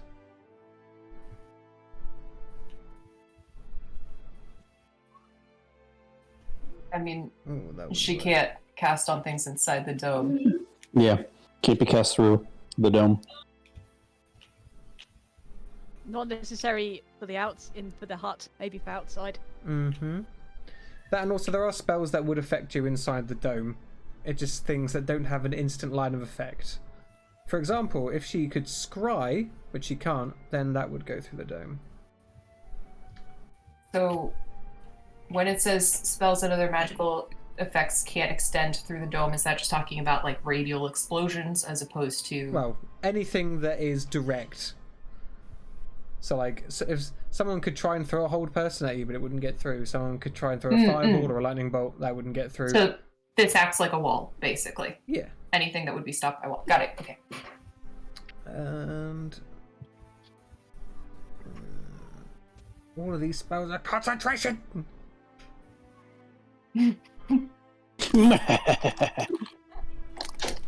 Oh, she needs to keep her concentration. Why do you do this to me, D&D? Why you do You this to two me? are like a DM on D&D. Yeah, I went through my sorcerer list, like 70% of them are like concentration. I was like, no. It is a great pain. Yeah. A very great pain. Which is why when I used to play as Caden, I had to either haste or crab. Couldn't do both. I think Marcus sort of crabbed himself at a certain point, didn't he? Oh no, he doesn't have polymorph. No. Wow. He was in the Eldritch Blast Club. Yeah, he was my You eldest get- class. Okie dokie. So eventually, the snow just covers the entire hut. And it gets pitch black in there. Step for me! I still glow. True, you are glowing. You are the only source of light inside the hut, Neon Larissa. Why does it get dark in there when it says it's dimly lit? Oh, I didn't see that either. Well, I mean, it's dimly lit in that case. You can see all right. Yes, the outside is completely blocked too. Oh, Huh? when this runs out, it's going to be fun. Indeed. Well, we can start digging our way out now. How long are you guys actually gonna wait? I Well, don't it's- know. As soon as the weather stops being basically super hostile, I guess. But we can't see that now. Can we not hear You can howling hear winds it. outside? You can hear it, yeah. Alright, so if you make yourselves comfortable for a bit, the howling wind ends after about an hour. She got bored, I guess. Well, do we want to dig out the snow a little bit and maybe see if we can poke a head out? I could just thunder wave it. That would hit everyone else as well, of course. Not if I stand in front. I mean, we could dig it out for you, and then you can thunder wave outside, Yeah. and we could all stay inside. So we're planning to go out the side of the dome, knowing that the snow is more than 10 feet deep, instead of out of the top of the dome. Just That would to be require clear. all of us to climb up there. Tis Yeah, true. we need a safe area if you want to do anything at this point. So, if you're okay with doing some digging, then we should at least have some sort of. You don't actually This- have to drop the hut either, because you can just go. You Yeah. just walk through it. Well, I mean, by unless all someone wants means, to blink. Because it's not concentration. So good. I would rather. I could once I'm out of the dome, misty step upon the snow, but well, I don't know what awaits us up there, and knowing how Yeah. she's been able to follow us, who knows how she tracks us. if I was blinking, I could only go to spots I can see, so that's still the dome. Oh right, I can't cast misty step where I can't see either. Dang.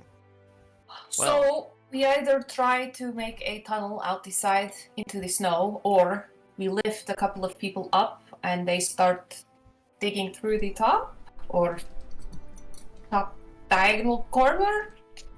Thoughts? I mean, Well, I could pick one of you up. That is not the problem. Actually, that's a bit too big. I just think the snow is probably shallowest on the top. Yeah, that is the correct. alright, well. We'll start digging then. Dig a tunnel, dig a tunnel. All right. What about this? Xander, are you strong enough to hold me? Yeah. Okay. Let me cast this first before I'm standing on top of you. I'm going to get out the chili pepper Oh. and give myself fire dragon's breath. Okay. Lift me up. I'm going to try. I'm 6'5". You're Big. okay, so it should be tall enough that I could shove my head out of the top and just. Yeah. Just bleh.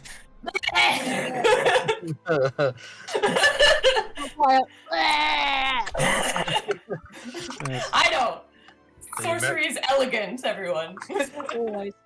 Then you meet a lim. The first lim emote in the chat, marvelous. So yeah, you breathe out the fire, and it's rather unpleasant because you have to keep your mouth open to breathe the fire, and all the snow above you immediately melts into water and like falls into your face. Right. But you do manage to burn a swath all the way out to the sky above, with the slush sort of running down towards you. How deep is it? Not as deep as you're expecting. Alright. It's only about 2 or 3 feet above the sort of the head of the top of the big hut. Okay. Larissa comes back down, and if you've ever seen like a wet cat and they're shrunken and just look like they want to die, it's that. He understands. I found this guy. It's not that far. Most magnificent. Okay, can people stand on top of this dome? I'm assuming so. Pluck, could you dry me off like you did the cleaning thing? Prestidigitation. Thank you. Let's see.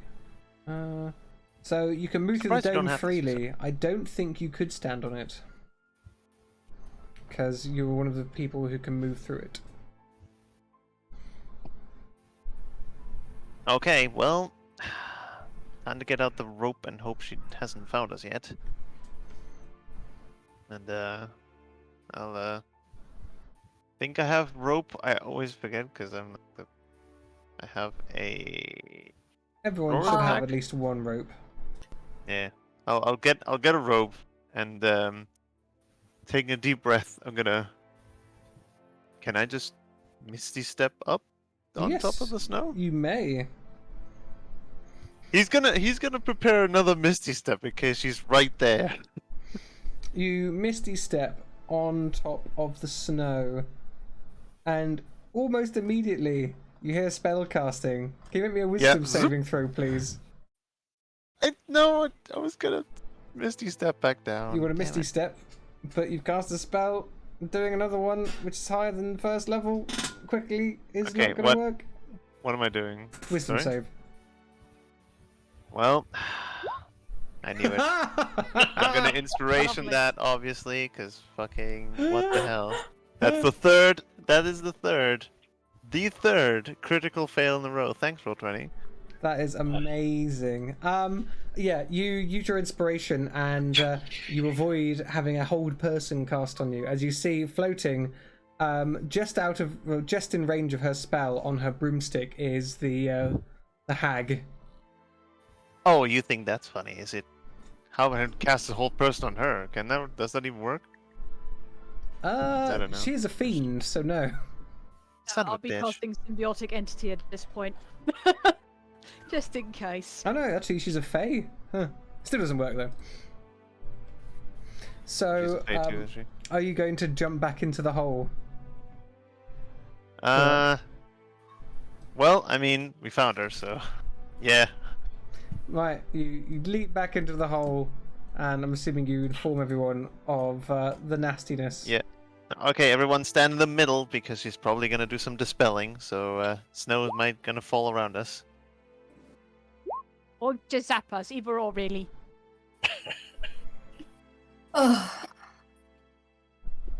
Is anybody here good at climbing, like at all?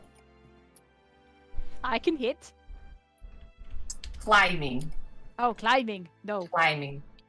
I could give you the jump, and you could do the jump, but no climbing. I could. I don't want to be up there by myself for too long, but I can jump up there and set her on fire. That's fine. I forgot about the jump. I tell you what. Immediately climb one, Xander. I tell you what. I put on the jump. We all jump together, yeah? Okay. I can do a bit of jumping as well. So, what you're telling me, Xander, is you're gonna cast jump on yourself, get some people on your shoulders, and just leap through the snow. Yeah. Xander is straight up a man of simple solutions, and I enjoy it. Sometimes the simplest solution is the best solution. Indeed, indeed. Who wants to get on this big boy's shoulders? I know Obsidian is. I mean, Damien. I'll do it if there's space. I can carry you, it's fine. I'll put you in my arms. Damien joins. God, how many people am I carrying? Why'd you fly? To be fair, I do have a powerful build, so I can probably carry some people. Yes, as a Loxodon with a powerful build, you do have the ability to hold all of these people and still jump somehow. I can burn another spell slot Misty Step when it comes down to it. Damn it. Perfect. I want to ready a spell if she gets in my range, which is command. Okay. I'm gonna prepare Scorching Ray. I'm gonna carry everyone I possibly can and then jump. Alright, you jump up, you got Pluck on your shoulders, you've got Damien in your arms, Volbidian on the other shoulder. Oh, were you not on the I don't know if Xander can carry me, sure, but I'm carrying everyone. It's fine. Alright. Yeah, the only people I don't think she'd be able to carry someone on her back. He'd be able to carry someone on his back, but I think that would be it. So who else is going up? I suppose. I said I was going with him. So Culver, you're gonna have to find your own way. Not to worry, I've got this all figured out. Can I see her? You can, and she has a held action as well. She's currently floating 120 feet away. Fireball. Unfortunately, she said a Scorching Ray is what she was preparing. So you get to cast that. You get to cast your Scorching Ray. Perfect. And we check for ones. We've got 2 ones there. You need to make me some more attack rolls. Oh, I attack for each one. Sorry. Yeah. Oh, that's damage. Okay. Alright, this click. Okay, so the first one hits and does 6 points of damage. Yes. Disaster. And she is going to use her saved action to cast a spell as well. What did Volbidian hold? Command, but I'm not close enough if she's 120 away. Indeed. So 6. Okie dokie. You can all roll me initiative as I get this all together. Your thing. I think I held Misty Step again. No.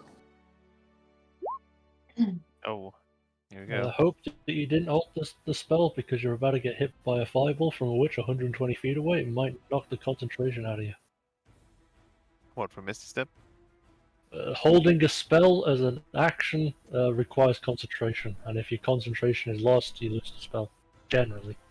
Ouch. Can I not, like, do it before she does anything? She's shooting you now as a held action, so no. What was your held action, Pluck? I said I was holding, like, a Misty Step to, like... Oh yeah, you can Misty Step then. Yeah. just Misty step, like, to not be together, basically. Just That's anywhere the else. spirit. That's the spirit. How far can you get? 30 feet. Zoop. We're missing Perfect. someone's initiative. Damien, if you could click your token and roll me some initiative. Okie dokie, give me a moment, 'cause I'm just things are playing up at the moment. That's an 8. There we go. Alright. Do this. Give the initiative. There we go. Very nice. And she does not roll well, which bodes well for your chances of success. Yay. Okay. And okie dokie. So, the spell she casts, she sort of raises her hands up and a wall of ice erupts from the floor and begins to sort of push you guys around. Now, how many sections can she make? 10 10-foot square panels. Dear Lord. So, she is going to put one panel here. One panel here. Da-da. Da-da-da-da.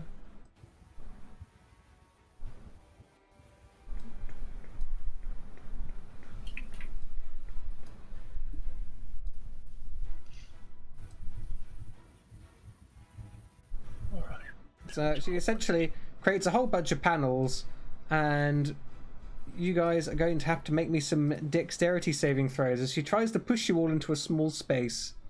Nice. Oh. Dex saves. Perfect. Oh dear. Dunk, dunk, dunk, and Damien. Cool.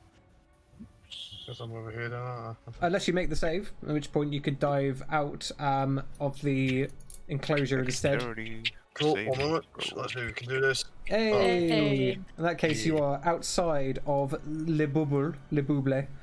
And those of you who failed the save get pushed into the enclosure and take some cold damage. Damien, you will take half of this. Okay. 28 cold. Oh.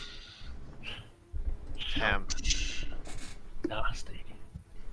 And this wall of ice, I do believe, yes, because it is an object that can be damaged, it does block your spell casting as well. Yeah, they're like an igloo then. They're in literally Only an igloo. horizontally. Well, 1, 2, 3, 4, 5, 6, 7, 8, 9 panels. The last one would be a 10-foot square above you to lock you in. Of course.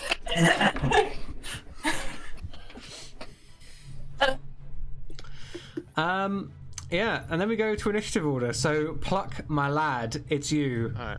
You Alright, let me behind just check you, the- your entire party gets locked into an igloo. Thunk. Yeah. Yeah, she knew we were coming. Let's see. So I'm gonna cast a spell. I don't know if this. Well, we'll cast it first. So basically, Pluck sort of like just teleports away, and to his horror, sees like I said, a whole party and like chucked into an igloo. And he looks up. I'm assuming we can see her now. Oh yeah, you can definitely see her. She's currently sort of floating about 30 feet in the air, 120 feet away from you. 120 feet away from us. Oh, from you, she's only 90 feet away actually, because you Okay. misty stepped forwards. Right, so he he basically is highly unamused and says, "Well, I've learned a new spell. I think you don't like fire, so how about you like some of this?" And he casts the spell, and soon small little meteors start appearing next to him, and he's gonna chuck 2 of them at her. Ooh. Minute meteors, yes, what a great spell. You summon up the tiny meteors and you're like, aha, what about this? And she sort of, rather disturbingly, she just cackles at you. So the first one, her saves, just smacks her, blows up. Make that concentration saving throw. She goes Pinch. spinning on her broomstick. I'm hoping the wall of ice is a concentration saving throw at least. It is a concentration spell. Let's see. What is her... her constitution isn't terrible. She is proficient. Oh, Yes, you thank must you. be kidding Thank me. you, dice. Thank you, dice gods, for being impartially bad for everyone. Yeah, so the wall of ice sort of melts down, and... So here's the quick question I was asking. If I were to chuck 2 at a spellcaster in the future, does that mean 2 separate, or would you say they're both at the same time, like magic missile? Say that again. If I chuck 2 meteors, would that be 2 separate instances of damage? So 2 Yes. concentration saves, or? It would be, yes. Oh, okay. Well, does she save for the second meteor of 10 damage? Man, that's just 3. That sucks. No, that's one meteor, my dude. Oh, wait. Yeah, that's what. Yeah. Yeah, you can chuck up to 2. Oh, I see. I thought sorry, I thought it it was doesn't- 2 in oh, yeah. I thought that was one meteor doing like some bludgeoning and some fire damage. No, it's just each one does fire. Okay. In that case, let me roll for the other one. Oh my days. Yeah, she takes that one as well. Just boom, boom, the 2 meteors explode, and she like sort of goes whirling through the air, sort of shrieking in anger. And yeah, you did a good job, my lad. Alright, well, You have some didn't movement. get any buffs from that, but I'm just gonna move this way. Ish. Be like, well, you want me? Freaking get me! And it's just gonna be like, actually not that far away from the party, but sort of. Yeah, I'm just gonna put this back as well because while the tiny hut is gone now, the ice is the snow bubble is still around it, forming a tenuous igloo over Kolvar's head. Larissa. I choose to wait to see if I actually can see out of this thing by the end of this round. Oh, you Out of mean what? yeah? The ice walls have melted. You can see. Oh, they're all gone. Oh, Yeah. can I? Oh. Why, thank you, whoever is measuring. That is a nice range. I will go ahead and move slightly away Dear God. from the group, just spread out a little bit. This should still be 150. Oh, easily. Okay, perfect. Okay. The fireball comes zooming out. And those are D6s. Ooh, she makes her We'll save just- this time. Replace those ones. So we add 3 damage onto that. So it's a 26 damage fireball. She makes her save, so she takes 13 points of damage. Curse you! Curse you, Gadget. How dare you wield fire against me? Damien. How dare we wield fire? Well, see what's going to happen here. So, first, Damien, once again, is going to activate that Radiant Soul of his. Okay, your angelic wings of key energy sprout out from your back, and you take to the sky Yep. like a boss. Like a boss. Right. He starts flying a little bit forward a bit, and he's also going to try and see if he can. She's definitely in range. He's going to fire one of those alchemy fire bows at her. Roll to hit.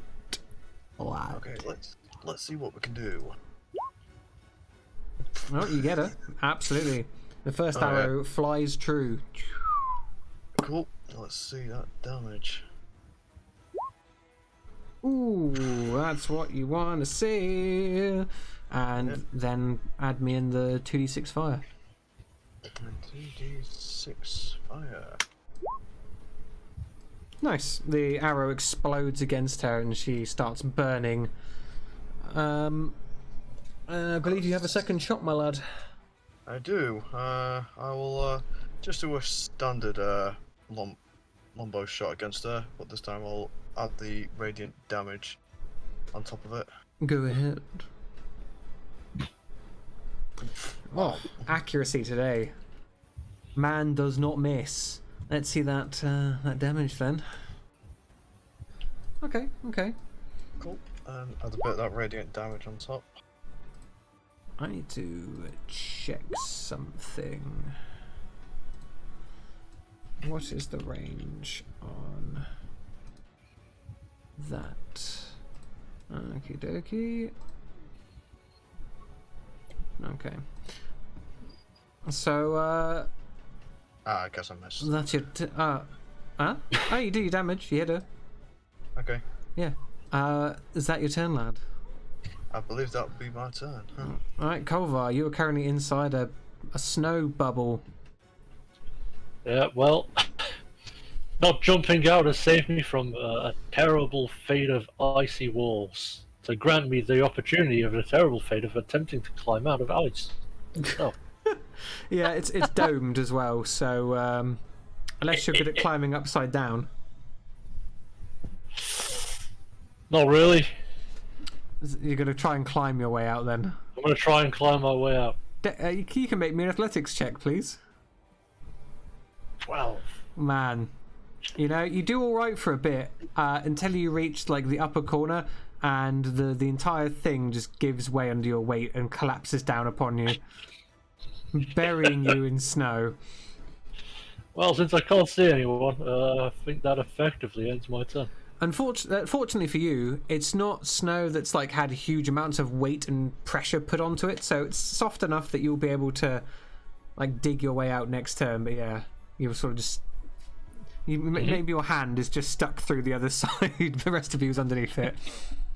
I mean, if you wanted to, you could use an action to like dash and like pull yourself out, unless you want to stay submerged for another turn. I'll be fine for this turn. Okay, it's safer. Xander. Excellent. Well, let's get a little bit closer. Let's move 30. So, about there. I think I'm in range for a cool lightning. Am I not? Cool lightning is a range of 120 feet. So Aye. Let's do it. You do the usual thing. You call down the great storms from above, and oh, she eats shit. Roll damage, please. It's already done it. 16, lad. Yeah, I was blind. I was afraid. I was petrified. I was afraid I could never live. Yes. So the bolt comes down upon her, and once again she shrieks angrily. Unable to do anything about that because she's too far away to counterspell. So sad. Volbidian. So sad. Well, we're going to move down here, and we're going to throw a rope down to Kolvar. Oh, it's all collapsed. There's nothing Oh, to it's throw a all rope collapsed. down Okay, don't need to. to do that. All right, never mind. We're not going to do that. We're just going to. I guess I'm just going to touch myself real quick and heal myself. You dirty bastard. I like to touch myself. Dirty boy. Did that not go through? Oh, there it goes. Alright, we'll do that, and as my bonus action, we will give Xandar a Bardic Inspiration of 1d8. 1d8, did you say? Yes. Lovely, thank you. And I won't back out of the way. I'll be No. 120 feet. It is her turn. So.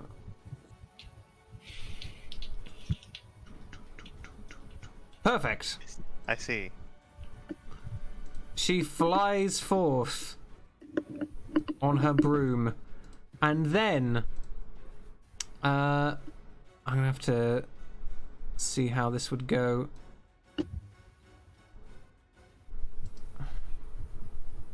I regret not picking counterspell. Shit. Wait, 120, 180. That seems a bit short for a 60-foot cone. I mean,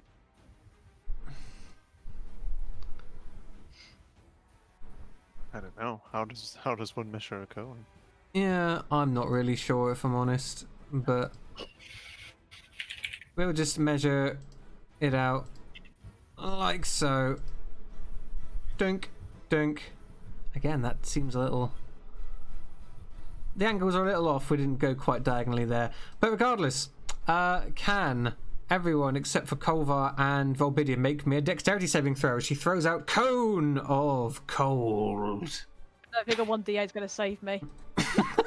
I'll give it a go, why not? No. Yep. Alas. All My right, inspiration just sucks.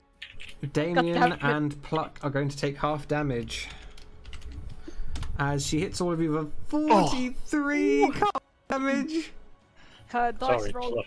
and What? 21 if you saved. Why though? Dear Lord, that spell is ridiculous. So I mean, those rolls were almost maxed. 21. There's only 1-8 there. It's only 1-8. 21. And 2 7s and a 6. If I'd rolled Another max, 6. it'd be what, 64? Yeah. Yeah. Can I do this to succeed or not? Because you've already said damage. I'd allow it. Simply because I love using the wild surge table. I know. Use the table last. The more you use that, the better, as far as I'm concerned. Good. Great. I want every turn to be a wild surge, but you're too cautious. Regardless, we go to Pluck. Okay. Well, I think she liked the taste of these meteors. Why don't we just give her another 2? Well, bam. 2 more meteors, 2 more meteors. Yeah. Alright, so the first one, she dodges. Oh, takes half damage. And the second one, she eats fully. She's like, she like pirouettes out of the way of the first meteor, and then you chuck the second, and it sort of bonks her on the head, blows up. And with the smouldering fragments sort of falling around her shoulders, she clutches a withered, bony hand and sort of grimaces. Yeah. Well, Larissa. Okay. I'm going to move backwards. wait, hold on. Oh, yeah. 1 second. You can do that as a bonus action while you're holding the meteors. Oh, that is true. You could cast another spell if you wanted. And I am absolutely, since she's a spellcaster, let's try this. Roll me a wisdom saving throw, you damn hag. Oh dear. Why have you done this to me? Because she's trying to kill me? Well, kill all of us in this one, honestly. She is not No! slowed. She would have Okay. been delayed for a turn for spellcasting. Alright, Well, Larissa. Bonus action.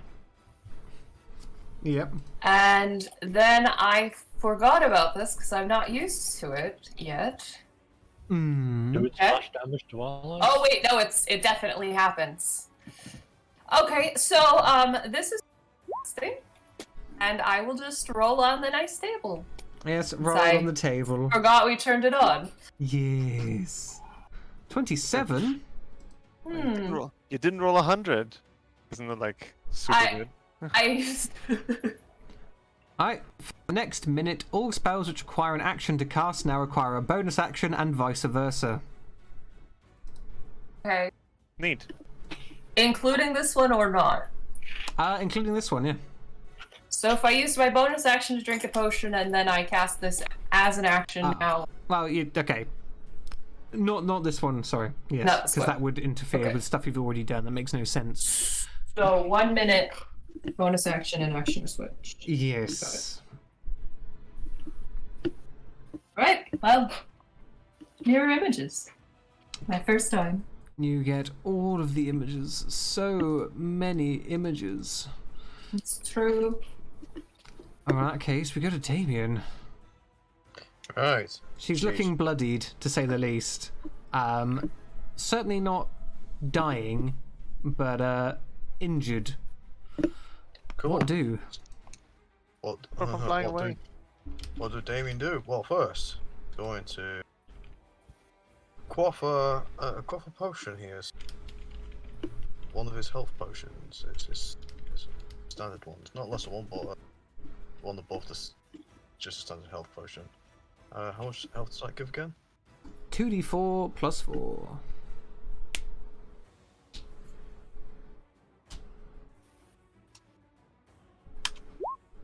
Nice. Nice. That'll do him.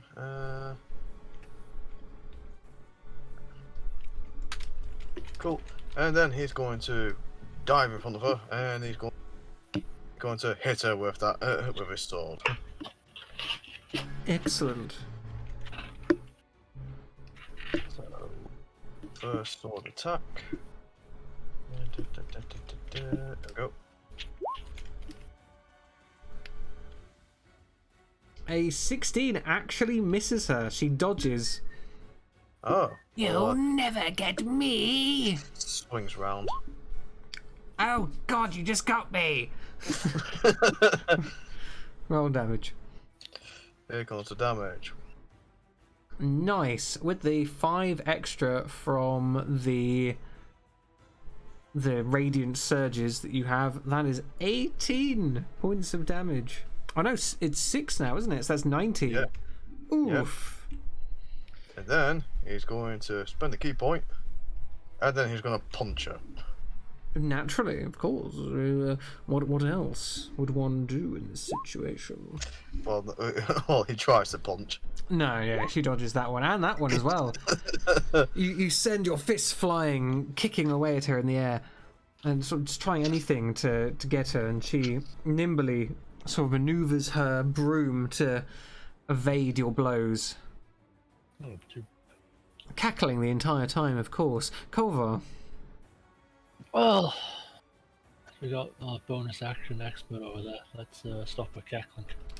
We'll climb out of the snow. Have to stand up for half my movement, probably. But that should be close enough. We'll start with a...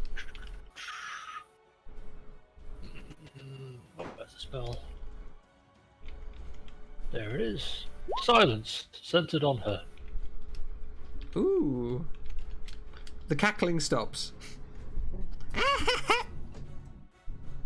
You can see she's still doing it. Like, her mouth is still moving in a laughing motion. You just can't hear it. Oh, yeah, that's a 20-foot sphere. And that's a proper spell. No proper spells I can do as a bonus action, so that's me. No, I can give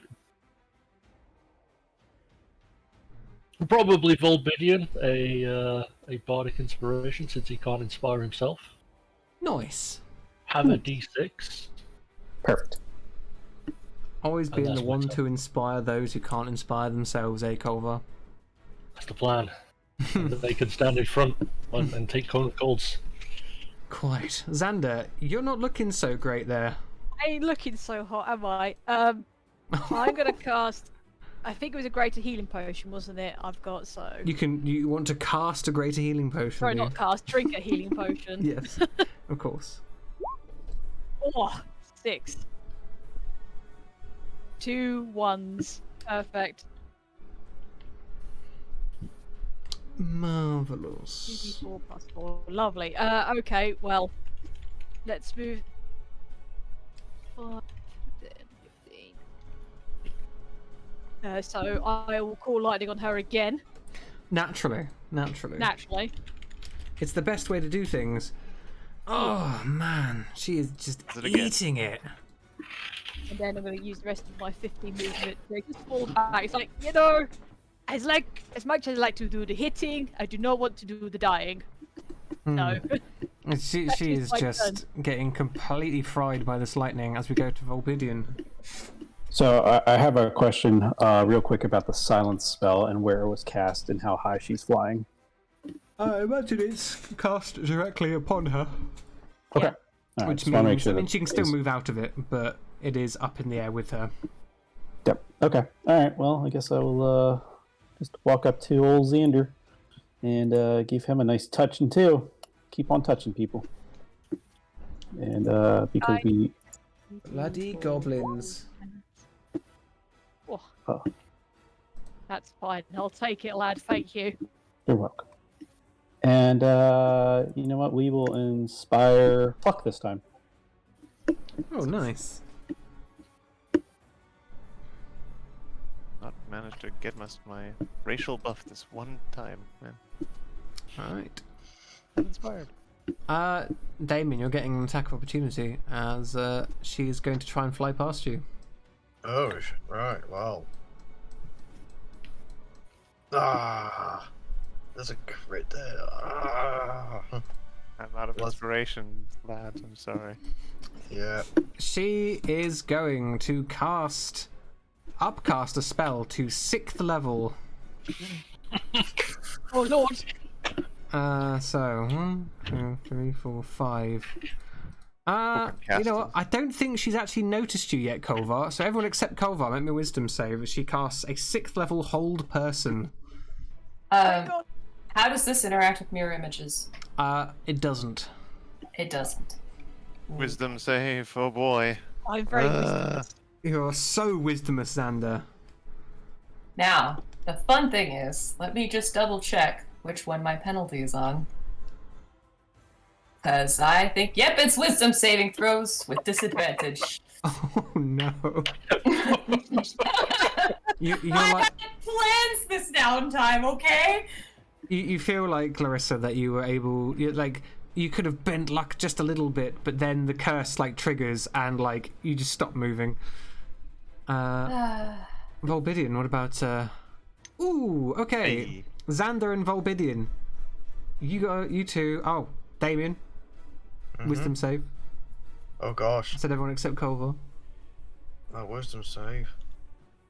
You're a monk. You should be fine. Okay, so Volbidian, Xander, and Damien are all of the ones that can move right now, and of course Kolvar.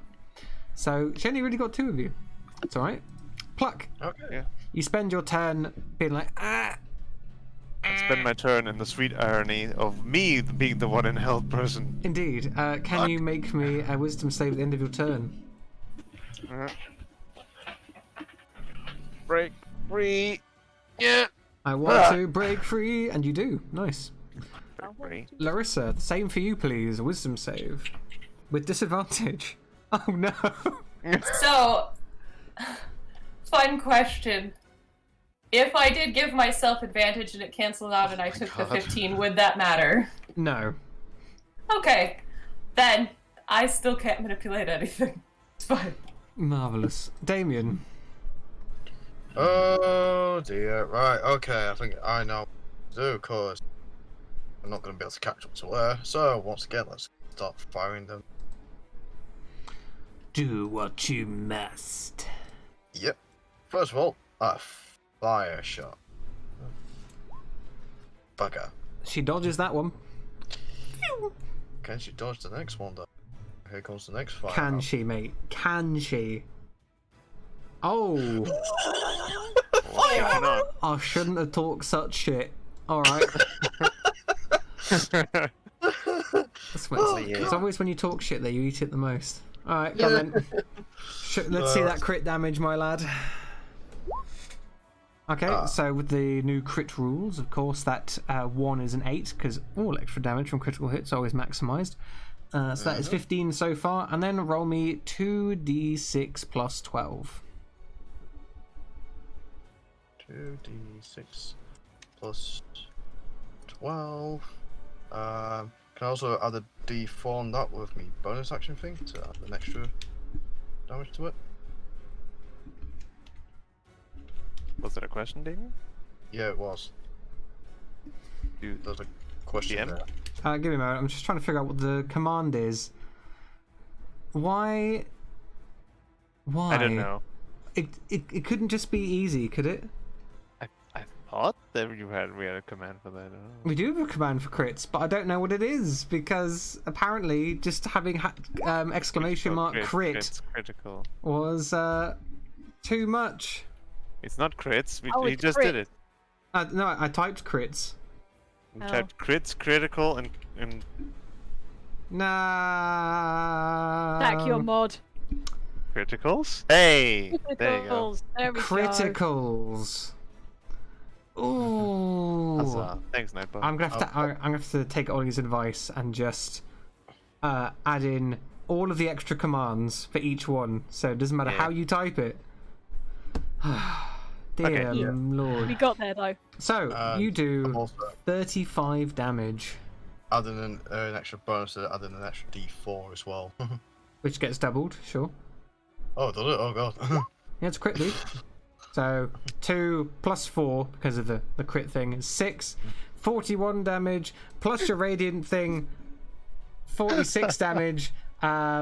She died. Fucking... The arrow like pierces straight through her, and her entire everything that's there where the witch used to be explodes into a hail of shards of ice. Short. The only thing that is left behind is a small it looks like an eyeball coated in varnish. Is the broom gone? Yes, the broom is gone. I can imagine her just cackling after the first shot, then also just a horrific scream after it just explodes her. I'm gonna pick up the eye and toss it to Pluck. I think this belongs to you now. Damien wouldn't hear any of this anyway. He just sees like a splat, and then he's just... That's it, because you're in silence. So. I think I now need to draw Damien wearing just sunglasses with a nuclear explosion behind him. Oh dear. Okay, so is the eyeball any sort of magical, or is this am I suspecting this is gonna be a look, I killed her, here's proof? So Xander will be able to tell you about this. This is a hag eye. It is it is crafted by hags and made from a real eye coated in varnish, often fitted to a pendant or other wearable item. It is a proof of like slaying her, I suppose. Generally they give them to their minions and they can see through the eyes. But since she's dead, it has lost its magic, but would be proof that she died. Okay. Well, he's gonna like sort of fiddle a bit, and then just like sort of disgusted put it in like a pouch. Okay, well, sorry for the inconvenience, everyone, but she is finally dead. I will rest a bit easier now. Oh, Yeah. thank you. Keep an eye on the hackball. It is a good luck charm, yeah? Well, Xander, I was half expecting you to tell her that she's bad or compliment her looks, but I'm guessing you just called lighting down on her. But I did say earlier that we had the permission to kill her. Ah, right, this one's different. Ooh, exactly how many was missing? Nice. All the heals. Nice. Many heals. We just high five full Bidian. Yeah. Alright. That's how he cues people. He just high fives everyone. Nice. Let's be back to full health. Just you wait, it'll get crazier. Okay, so to the sinkholes. Doing the same Uh, holes. Maybe a rest along the way, yeah? Yeah, I might actually sleep this time, if I can. Oh. You don't want to play a game of the snappy snaps then? The what? The snappy snaps. I mean, snap, yeah? A word from the wise, don't play her. I don't want to play whatever that is. Okay. Nah, come on, it is fun, yeah? So as you're walking, and old Xander is like, "Come on, play the snappy snaps," and still not really explaining what that is. If you explain the rules to me, I'll be happy to play. You only walk for about another 3 hours or so before you find your first sinkhole. Hey, you did it! You see, I knew where we were going the entire time, and not at all. Been wandering Good around job, in Colvar. circles. You are smart, and I smack him on the back. You see, I did so well. We should have me lead the way every time. I think. I mean, we got here, so I guess. I'm glad you all agree. Should we maybe take a rest and watch and see what the hell the sinkhole does? If it grows anymore, or if it's safe? On the note of it's growing, how far away do you want to rest? I vote pretty far. If it's gonna grow, we should probably be within viewing distance, but also within getting out of your distance. How about 55 feet? Also, remember, the rumor said they are opening, so one of them might just open up under us, so just be ready. I want to look into it to see if I can see anything in there. You see that the structural integrity of this area must be quite poor, given that the entire dirt wall of the side of this sort of pit is riddled with large holes where something has been digging. Guys, I think there's a beastie here. A beastie, you say? And I examine it. The tunnels look like something dug then. Yeah, there's a lot of big tunnels. What does my elephant nose smell? You definitely smell something down there. Very loamy smell. The dirt sort of covers up basically everything else. You'd have to get a bit closer to try and sniff out any beasts. Do I dare? Well, do you have any idea what kind of things are that big and also burrow? Oh, that's a good question. Is it something I've read about in research books, or is it something from the old continent, or is it something I'd never seen before? Just by looking at the tunnels, you wouldn't be able to tell. All manner of things burrow. I tell you this, it's big. Are there any rocks around or anything like that? There are rocks, yes. Do they look like they've been disturbed? No, not particularly. I suggest we get on those, maybe. Yeah. Alright, y'all get yourselves up on, up on the old rock. And what's it going to be? Are you going to set up a camp there and wait for something to happen? I do not have any more charges for Leomon's tiny hut, so let's not count on that. Does anyone need to rest? I need to rest. I don't know about everybody else, though.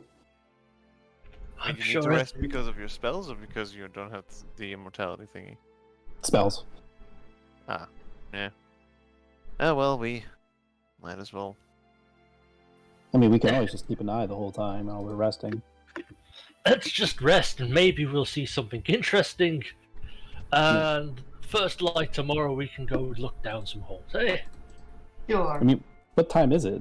Is the question too. So you'd come across the witch sort of around midday. You waited around for a bit to let the blizzard, or let her patience run out with the blizzard. You fought her, had a little bit of a rest, and then headed on. It's probably about sort of 5 in the afternoon now, so it's gonna start getting dark. Yeah, I agree with Clovar. Probably the best to wait till first light. Sounds good. Let's go. Yep. I'm not counting on this creature being sentient, so we might have to do some monster hunting.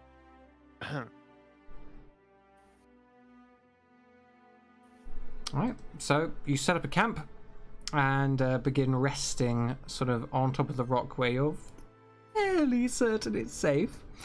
And I'll just wait.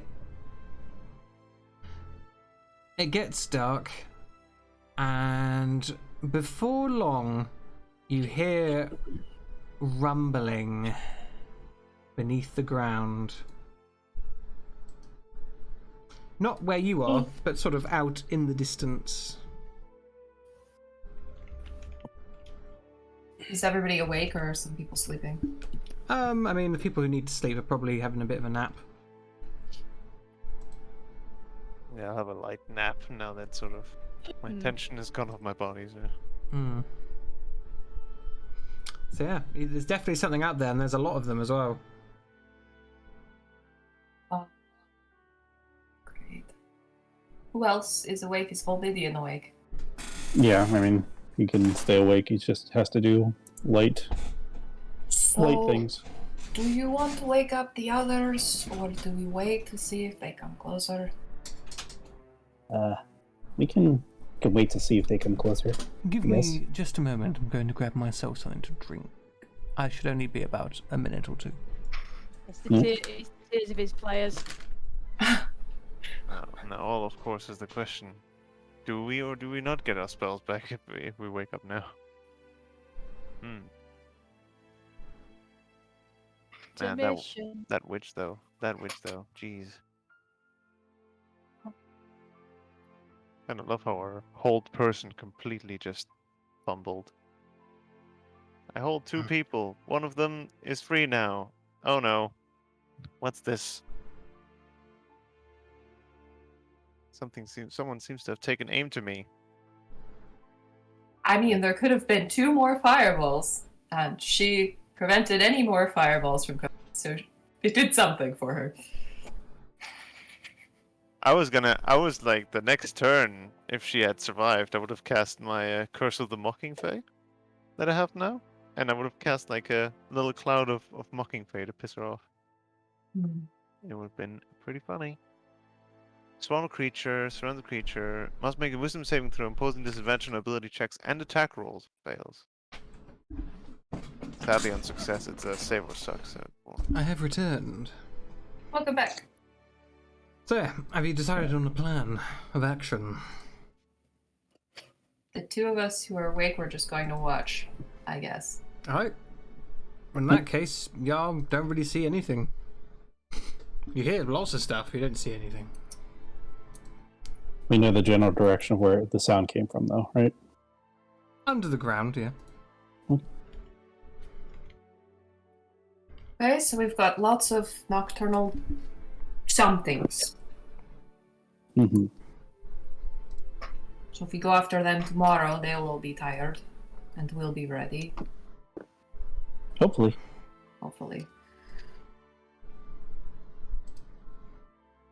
Okay, so you waited out for the rest of the of the time then? Okay. Yep, wait it out.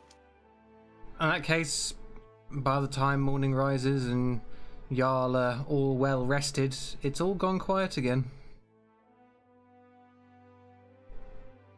I will tell the people about the nocturnal animals and stuff while we're eating and getting ready. Yeah. So then we find a good entrance and just blow up anything in the tunnel with us?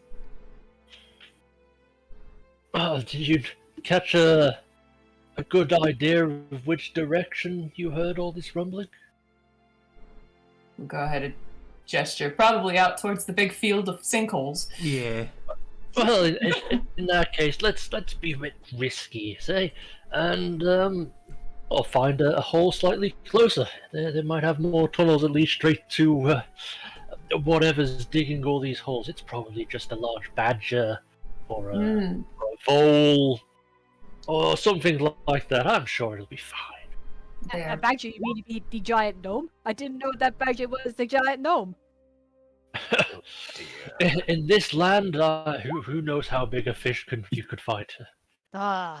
He is as big as a horse, maybe. Oh, I met a tall version of badger. He was trying to bury himself in the ground and complaining about authority.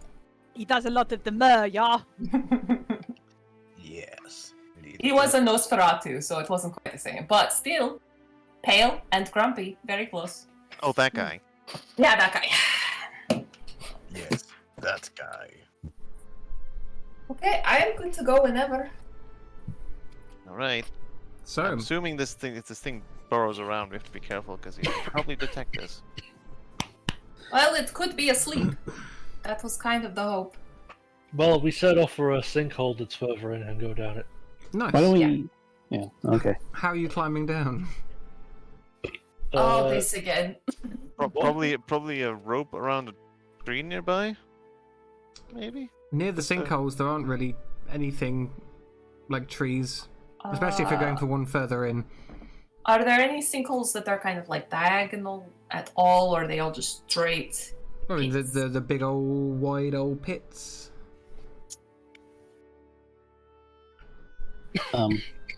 We need a strategy to exit the hole again.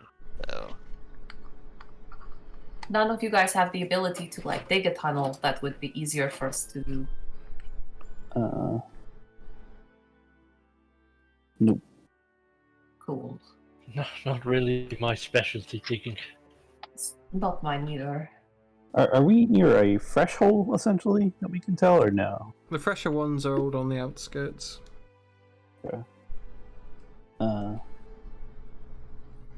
Would it be better to go to a fresher hole instead? Maybe it'll be closer to rather than just diving right into something old.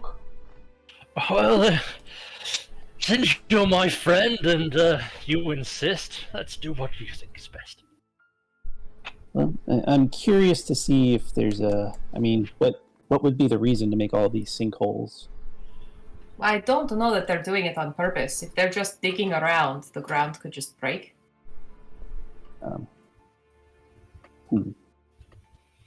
They could just be setting up like a giant nest.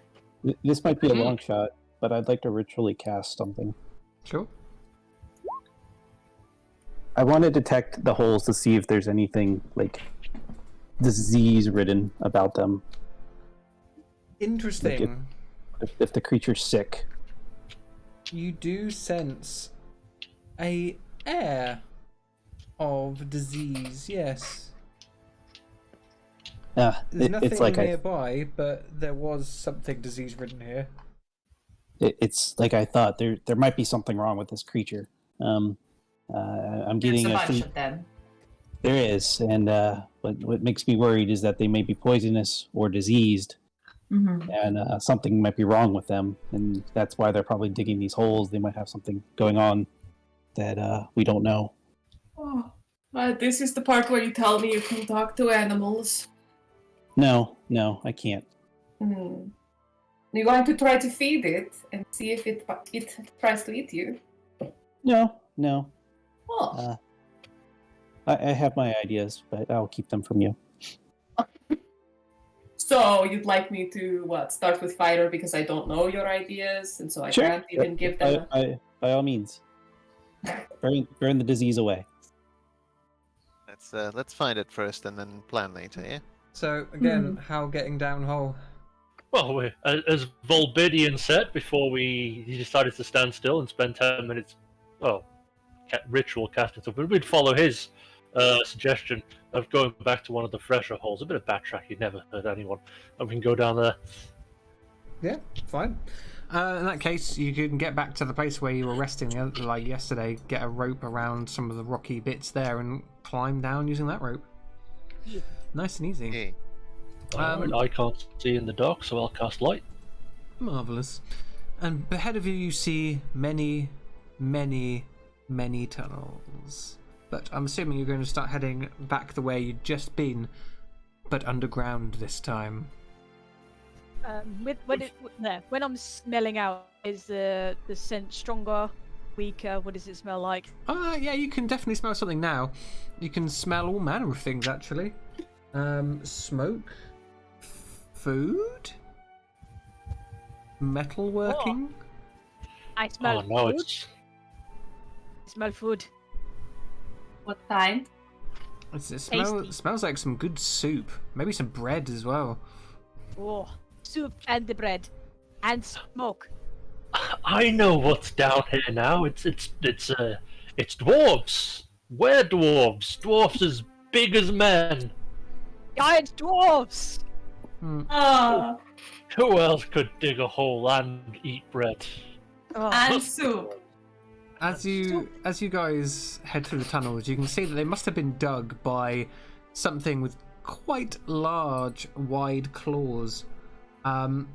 It doesn't take you long before you, after maybe an hour in these tunnels, emerge and see what looks to be an underground village.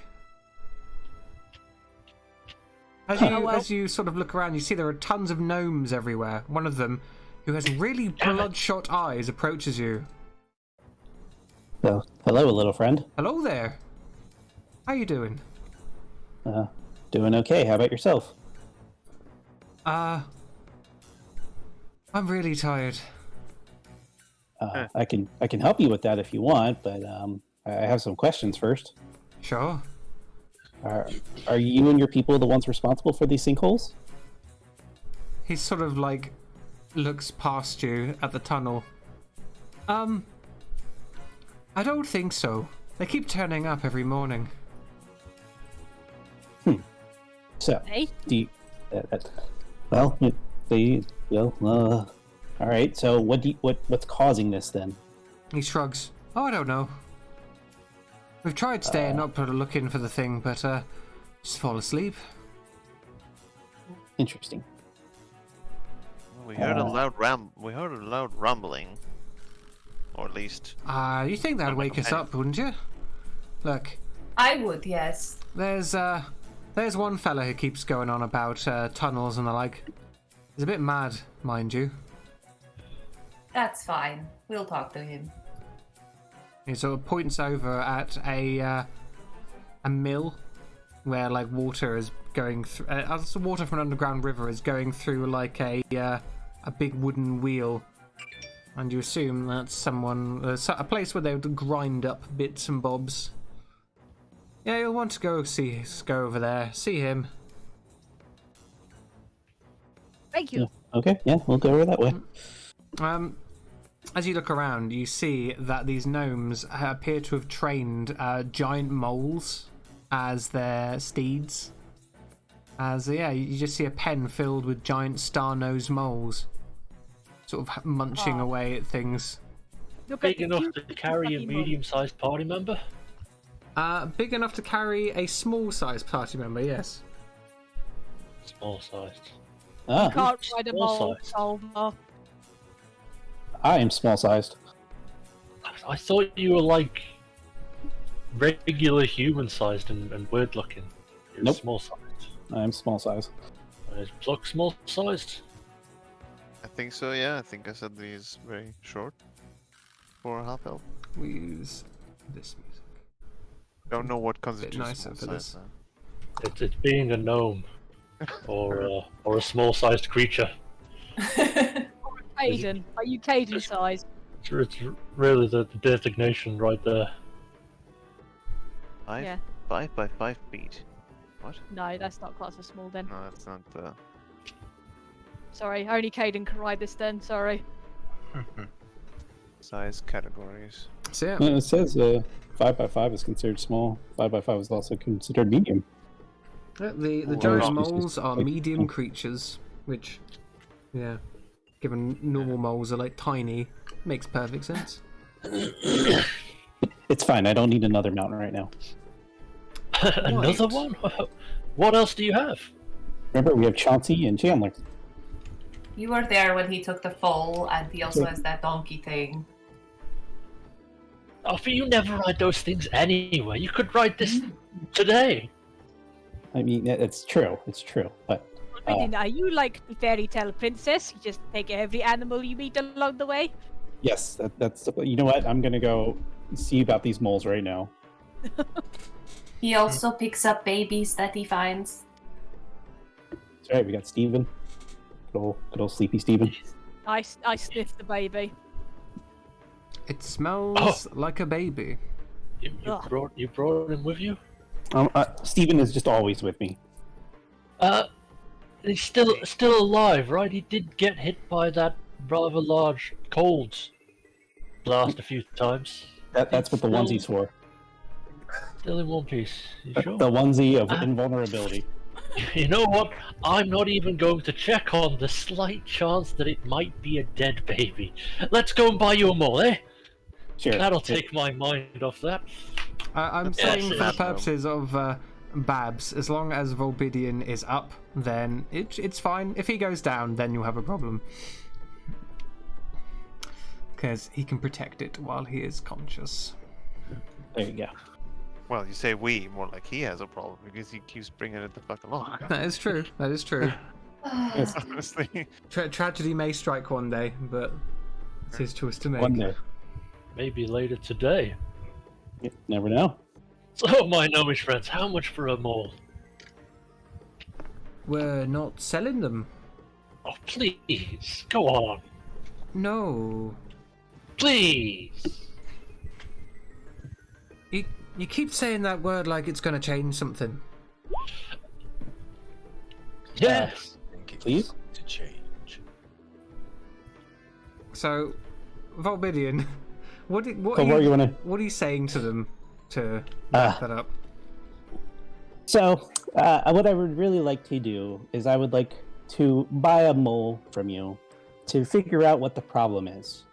It'd be better if you could just loan it to me, or even just give it to me as a gift. But I would love to use this thing to help me get to the bottom of what the problem is going on that's keeping you all awake. What problem? Well, you notice you these guys- gnomes have bloodshot eyes too. Well, it doesn't look like you're getting much sleep, and I We're imagine tired, but we're getting plenty of sleep, thanks. that you're okay. So you're bloodshot. I'm so confused. You know what? While they're having this conversation about the mole, I'm gonna buy this mad gnome. Yeah, me too. Fair enough. I'll go. He's willing to let you loan a mole, Volbidian, but he tells you that you're a service lander and moles are not made for surface landing. As such, it would not be a moral choice for him to let you take it with you. That's fine. I'll get on top of the mole and we'll ride it to go find the other group that's looking for this mad gnome. Nice.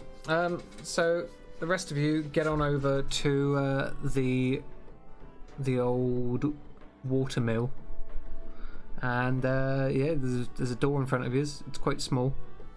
And bang on the door as per Xander. Bum bum bum bum.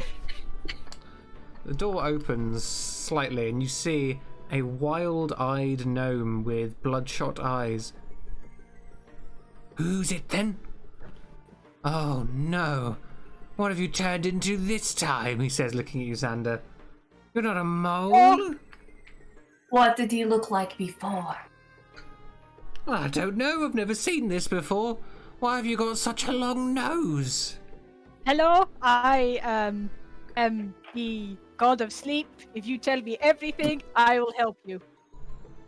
Make me just any roll with advantage to try and convince him. Any roll. Any roll. There's something so perceptuous about you. And this gnome is so sleep deprived that he just goes with it. The god of sleep? But why are you a Loxodon? Did you not know that the sleeping god is actually the Loxodon? Does it make it easier for you to blow the sand into everyone's eyes? It's very good. Oh, well, come on in then, Mr. God. We have a lot to talk about. We are his servants. Can we come as well? Yes, of course, of course. Thank you. I'm afraid I don't have tea fit for a god, as he says as he sort of wobbles inside the house. Oh, my lord, will you deign to drink mortal tea instead? Just this once. It is with a great burden, but I shall drink the mortal tea. Thank you. Mortal tea is fine. Yeah, you see that he picks up the kettle in a shaky hand, and it takes about 3 attempts to hang it over his fire before he begins sort of trying to light it. And all of you have managed to get yourselves seated by the time he actually ignites the flames, and he walks over, sits down. You wish to bring sleep back to this place? Yeah, tell me everything that you know. The hellish digging, None of them understand. None of them realize. I seem to be the only one who notices. The only one who doesn't change. And that is why we are coming to see you. My lord chose you because you can help. Yes. Yes. Finally. Surely So you tell must have us- heard it. The incessant digging. They can't control themselves. Who is this? Everyone in the village. Everyone. Ever since a couple of weeks ago, the entire village has been infected with a dire curse. Oh, so I'm just going to pop outside really quick. Pardon me. How dire are we talking here? Oh, did you guys reach the building? Yeah, everyone's here. Oh, okay. At the crack we went- of the full moon, every night, the entire population of this village turns into weremoles. Did I say weremoles? I know I said dwarves the first time. You did. I mean, Oh, kind of the same, really, isn't it? You're like halfway there.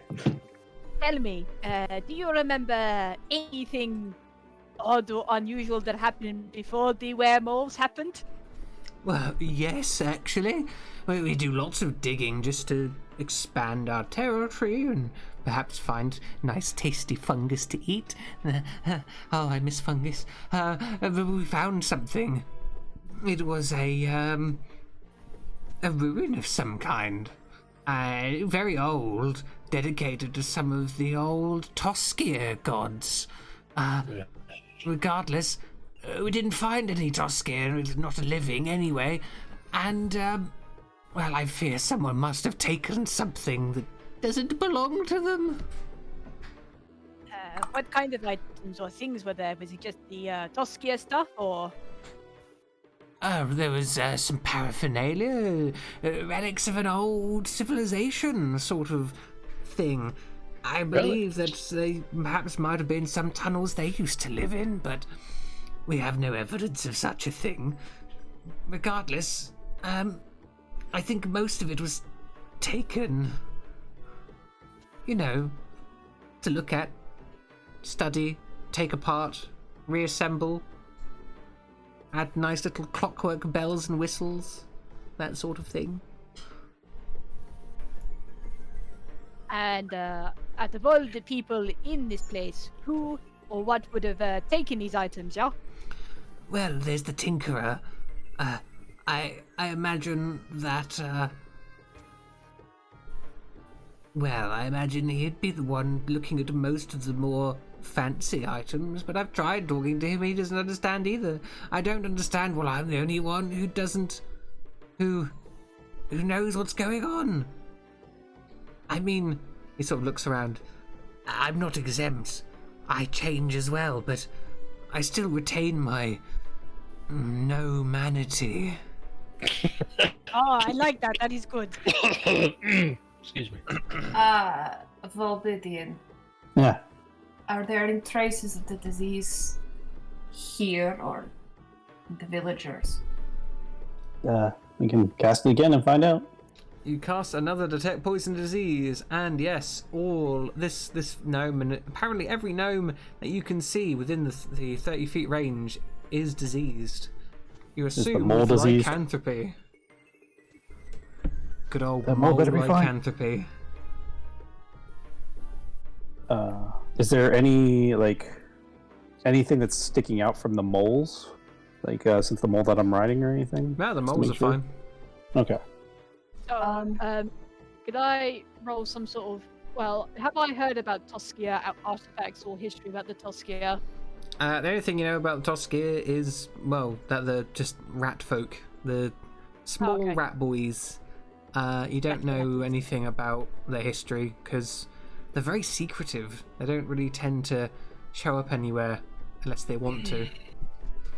And if I roll Arcana, can I see if there's anything about this house or on his person that might be protecting him? Anything that looks like a charm? Sure. Oops, sorry. Nothing that you can see. Okay.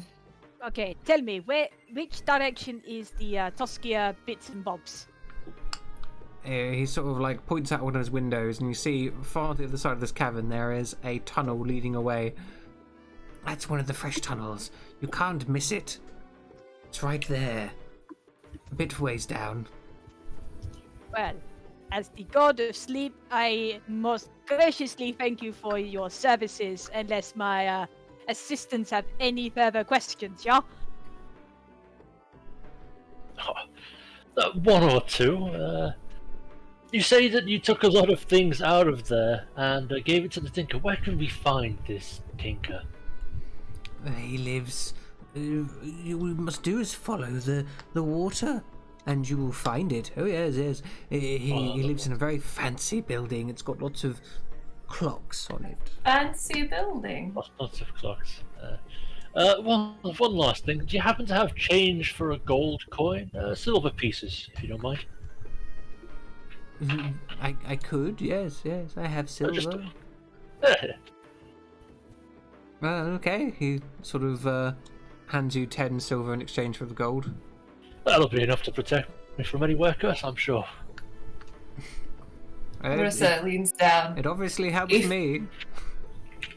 If you don't get my lord his tea, you will never sleep again. Ah! He like stands up from his chair.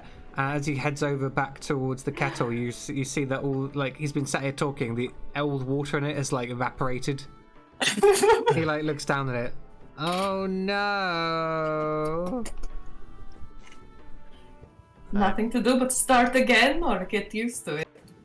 He sort of like he picks up the kettle by its sort of insulated handle and sort of heads back over to the stream. Oh, woe is me! I'm never gonna sleep again. So, what are you guys doing at this point? Right, and I say we see the Tinkerer, and then we go and see the tunnels, yeah? Exactly what I was thinking, my friend. No stealing. I asked him for these 10 silver pieces, and I'm, well, 9 extras really to protect me from being a creature of the night. I am talking about not stealing from the Tinkerer, yeah? Take the Toskia stuff, but nothing else. If he's as sleep deprived as everyone else, I could just ask him for his house and he'd give it to me without a second thought. Don't worry, it'll be for the betterment of. I don't want to live here, so don't worry about it. Oh, actually, while I've been walking around, have I seen any gnomes that are very pale, similar to the one that we met last week? No. Okay. I tell you what, I shall wait for the tea. You go on ahead. Alright. Alright. I won't steal a thing Bade's honor. Oh dear.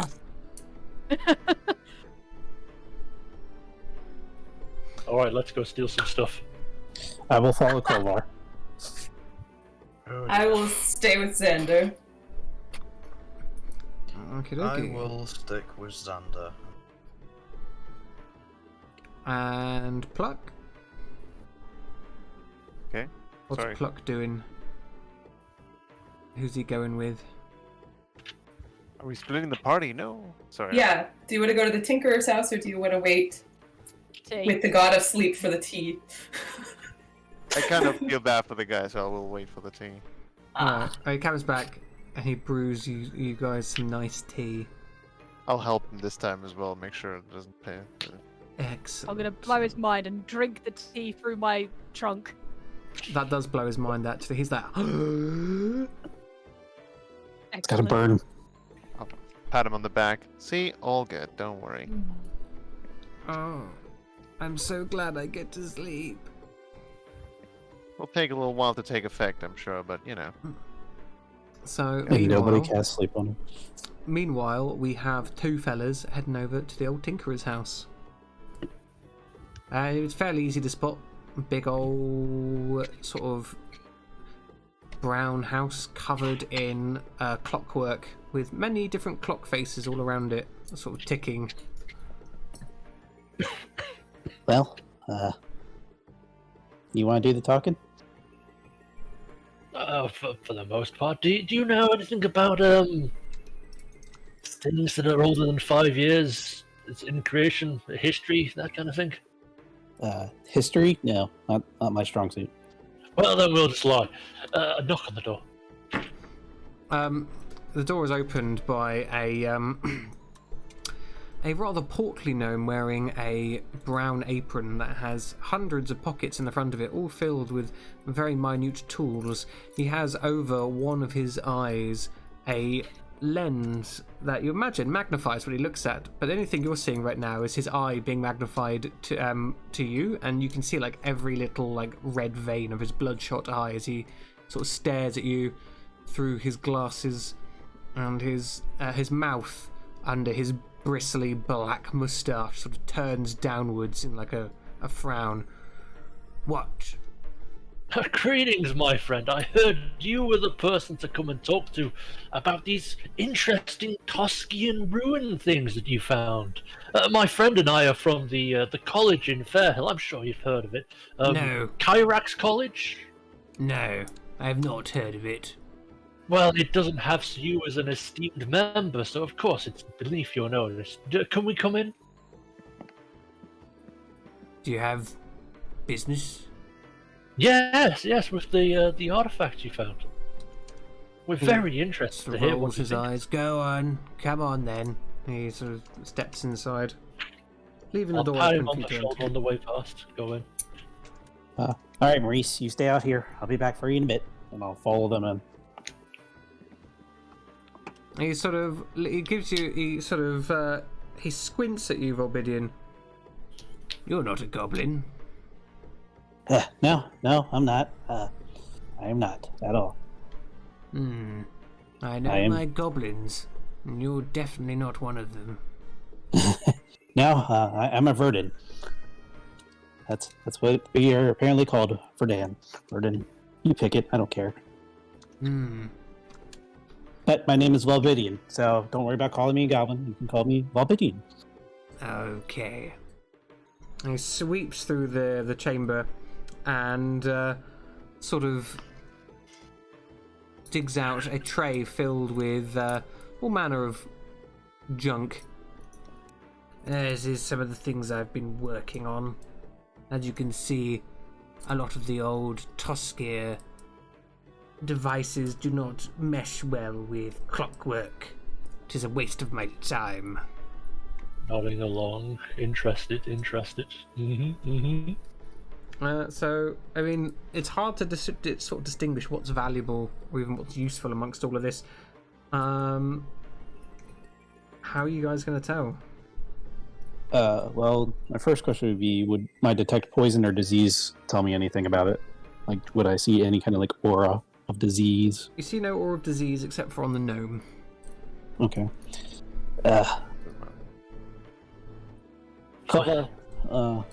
Give me a minute, and I'm gonna ritually cast Detect Magic. Excellent. Alright then. With the casting of Detect Magic, you can pick out one item amongst all of this which does appear to be magical. There is a jar.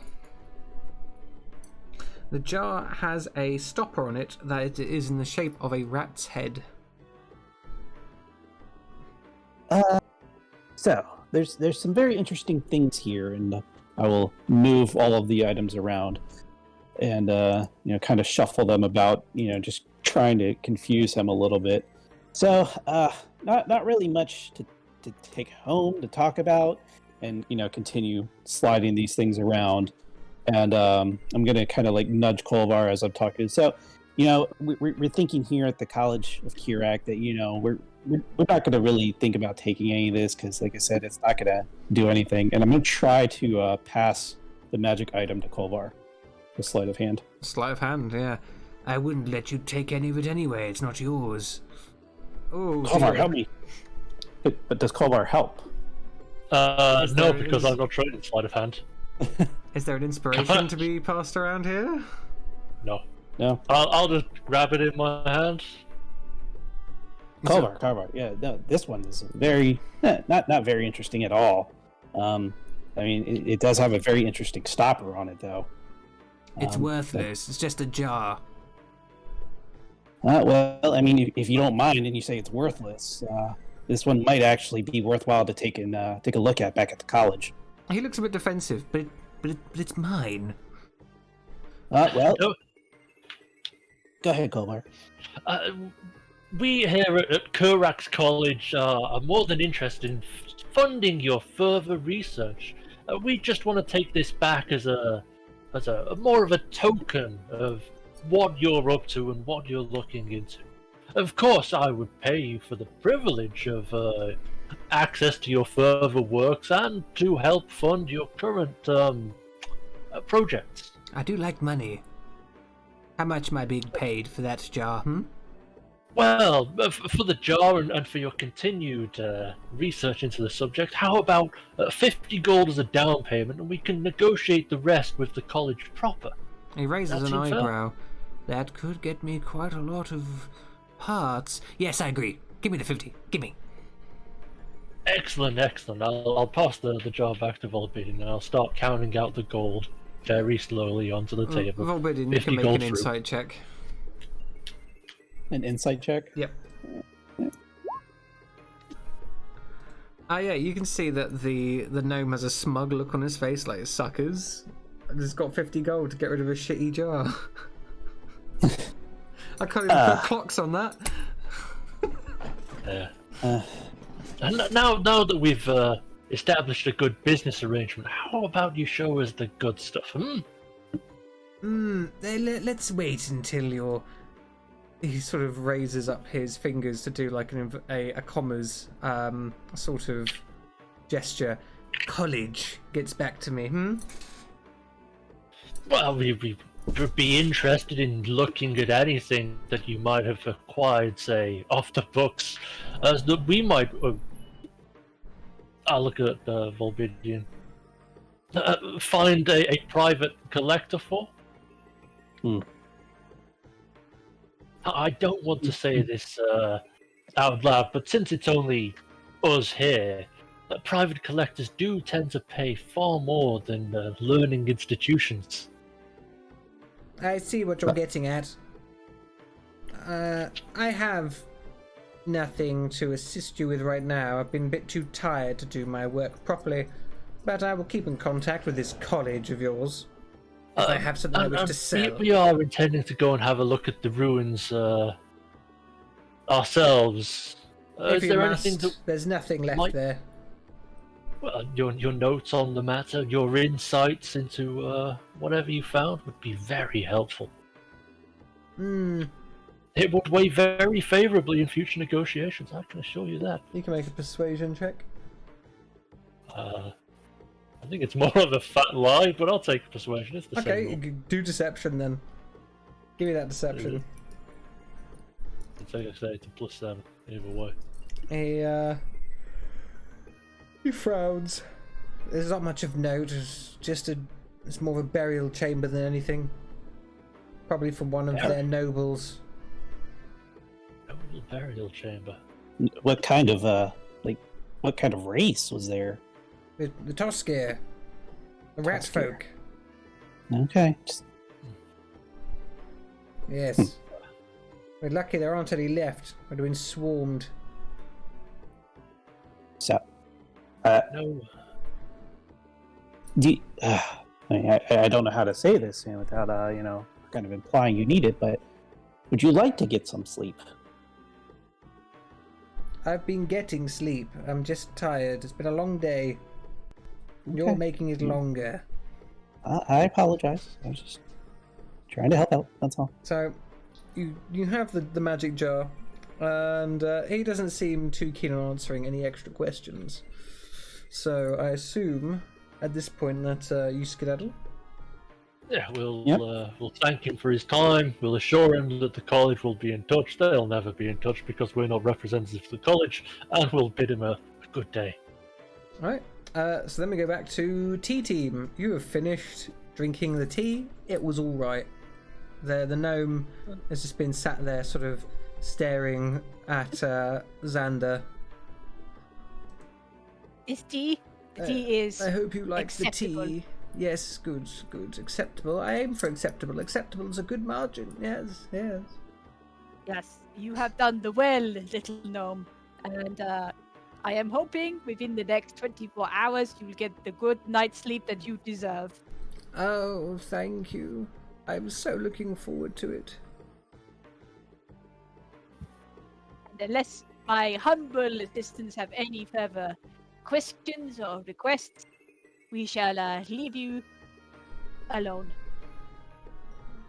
He nods. I never got your name, oh god of sleep. Xander Yes. Titus. I will remember this for future.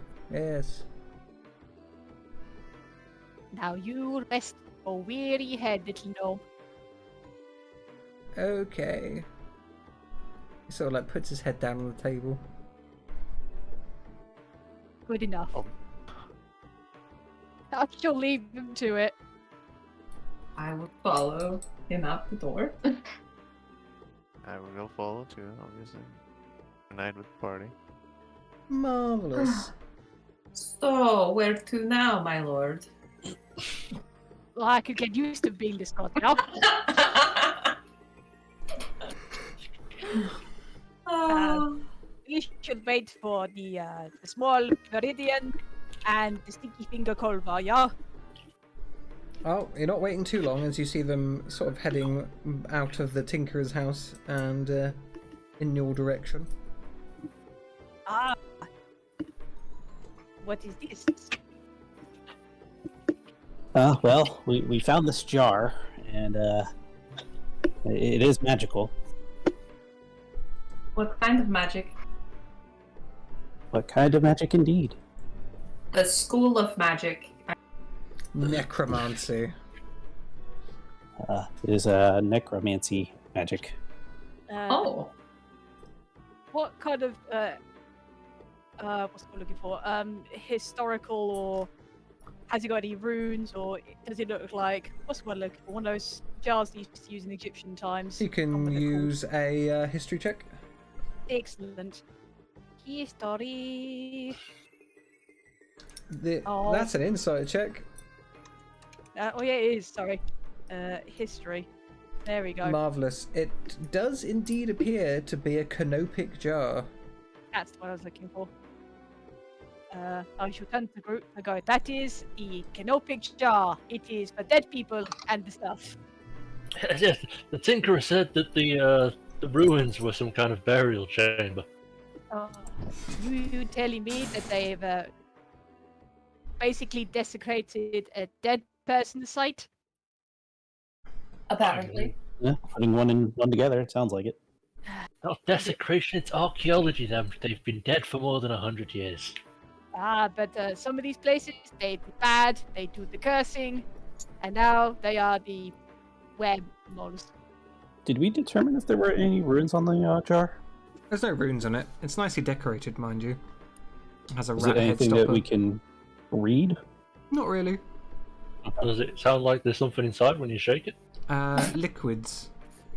Uh, It's like a squidgy noise. So you imagine it's probably embalming fluid. is this safe to open? Does anyone know? No, do It not definitely is. We should probably not make it, not aggravate the whole curse, shall we? Which I'm assuming comes from this thing.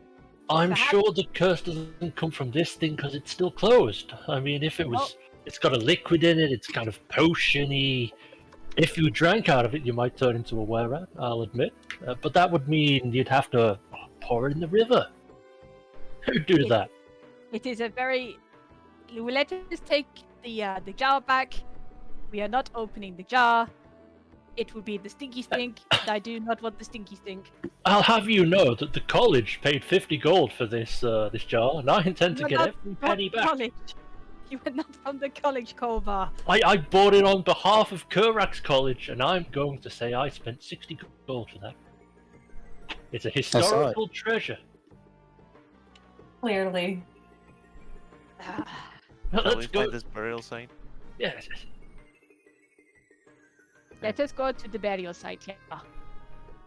Sounds Yes, let us go to the burial site.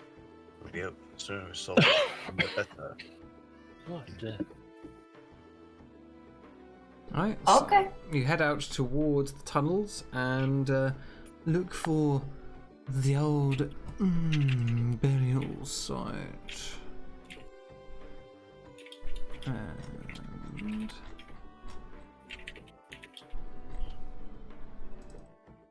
out in the tunnels again, y'all. It doesn't take you long before you find the collapsed section of wall where is marked by lanterns. It appears to be a dig site. Okay. Well, it's a good thing we have Maurice. Maurice can definitely dig through this, I'm sure. I mean, there's an opening where the wall is Okay. like collapsed open. There's just like chunks of rock everywhere from where they dug through. Well, do we want to head in? Yeah. of course. Yes, of course. I'll just stand here and wait to see if you scream in pain first, okay? Sounds It about is right. Fine. We'll be the fine. If you'd like me to die with you instead of anyone being to save No, me, I'm sure it's getting very late, Larissa, and there's a city full of weremoles over there. You by all means stay here. I guess I'll take point. I'm not going to like leave the party, but I am going to take the rear. I just want them to go into the room first. I'll basically be examining anything that looks like of historical value or useful information for us as we go further in. It's a tomb. It's time to look for those hidden passages to treasure rooms. No. Yes. Yeah, put it back. If we Treasure keep room stealing time. stuff, you're gonna turn into the weremole. So you enter into this place. It is once quite lavish, although now very, very aged. The passage of time has hit this place quite hard. You can see that the dust that has settled here has been disturbed heavily by the footprints of many gnomes, and it doesn't really. It's only a small set of chambers. The main chamber has some depictions of Toskia up on the walls, as well as sort of bones kept in little alcoves. There is a long corridor after that, which ends up in a small circular chamber with a boat inside of it. And in the middle of the boat, there is a compartment, like a sort of it looks like a compartment where perhaps it's large enough for a body to be in. It's quite large.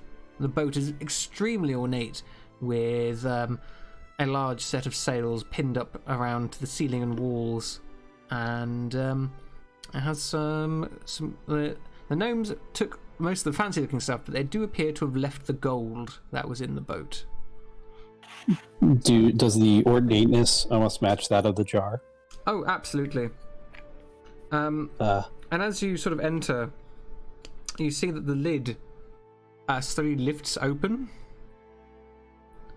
and rising up out of the boat is a dilapidated looking creature with someone just had an accent. With sort of tattered robes all around its body, and you see it has a rodent-like skull for a head, with a pinpoint of red light shining in one of its sockets, the other covered by wrappings. It holds out a rotting hand and points out towards you. I will bow and then face suggest whoever's got the jar to give it to the rat. I will gladly kind of take the jar and put it in the hand. It sort of slowly takes the jar from you and like holds it close to its chest, and from within the jar you can hear like a beating noise suddenly start emanating. Oh, it's a lichy. And yeah, it's sort of, you see some colour returns to the skin that it has, and the sort of red blazing light in its eye socket sort of turns like a softer blue colour, and it lies back down inside of the boat before closing the lid back on itself. While this stuff is happening, I'm watching the door to the tunnel that we came in through, just in case anything follows us. Seems like all is good outside. I'll just keep watching. Yeah.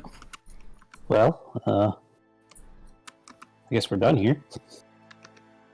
Yeah. Let's hope that actually lifted the curse and all that. Hopefully. Now, Do we see?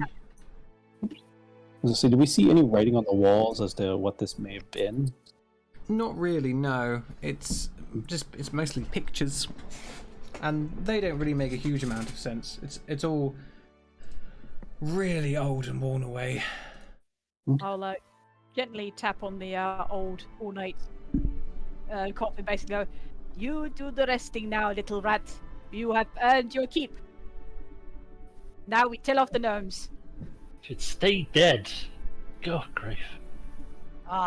This is fine. Now, this is why you do not do the grave robbing, yeah? I'll have you know, I am professionally trained in how to not desecrate graves while robbing. So you do it.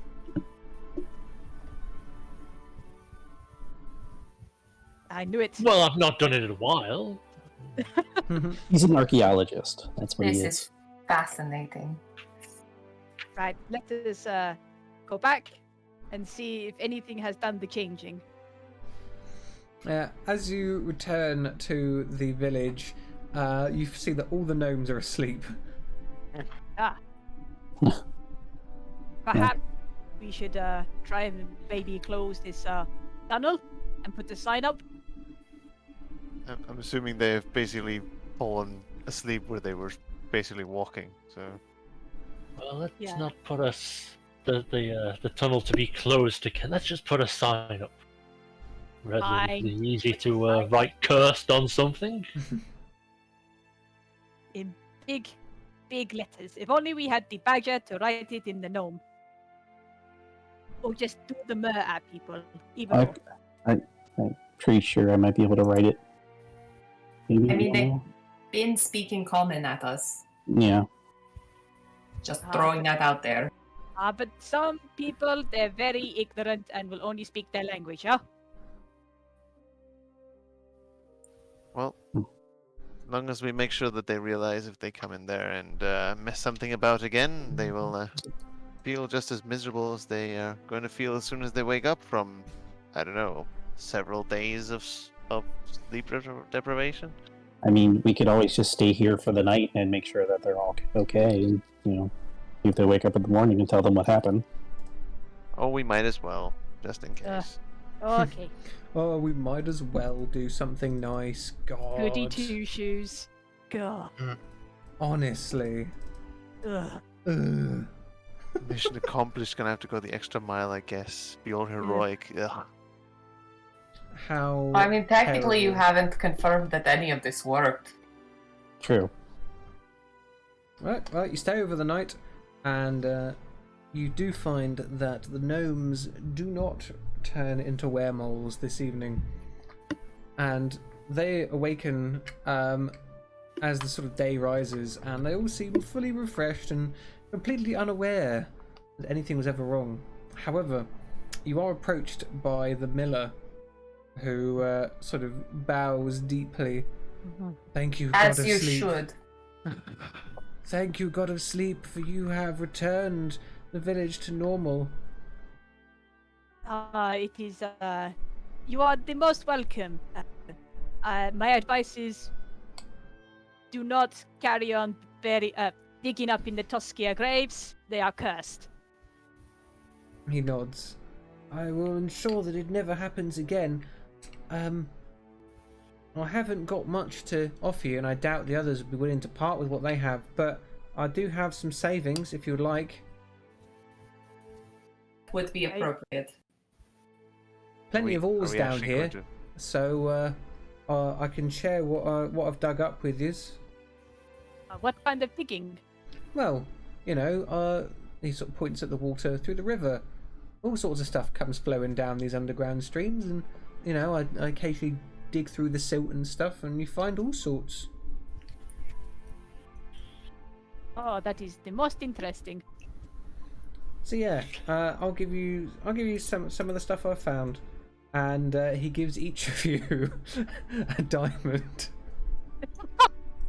Perfect. That is adequate, small one. There's a 150 gold diamond each. They're quite small, Nice. like really small.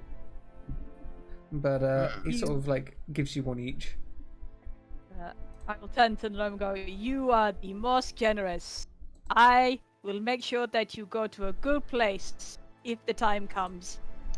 He nods. That's right, it's called Fairhill. Thank you, mighty god of sleep. Thank That's you. not true.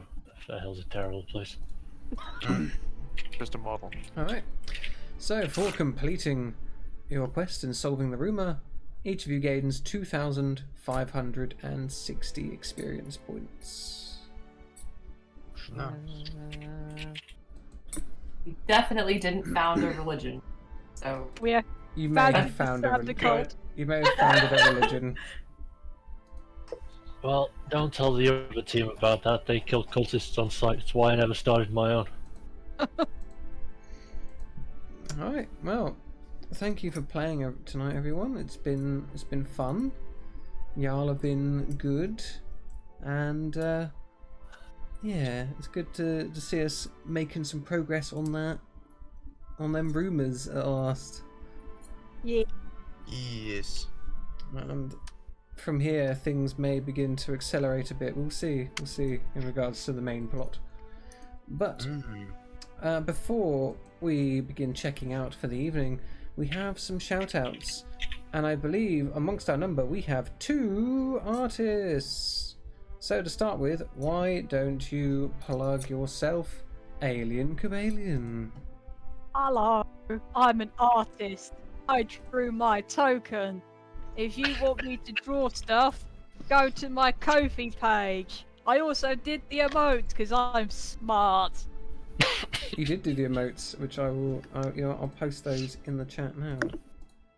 I You don't know. totally also drew that Matt Mercer one. Oh yeah, I totally drew that by hand. You got that the Happy Mind Flare, the the old the Lim, and of course Matt Mercenary. Marvelous. Perfect. And of course, the other artist we have with us tonight, Deus Phoenix. Heyo. Well, I'm that other artist. I'm the guy who drew the handsome guy. No, not the elephant guy. The guy in the Yeah. corner with the blonde hair and so forth. Yeah, go to my art page. I draw all sorts of stuff, including robots and chibis as well. So yeah, that's all I can say about myself at the moment. Marvelous. Well, in that case, we can close a chapter on another adventure. And I thank all of you for playing, and of course I thank all of the viewers for watching as well. It is good to see some recurring names starting to appear in the chat. As for everything else, I will say good night, everyone. Good night. Bye. Bye. Yeah.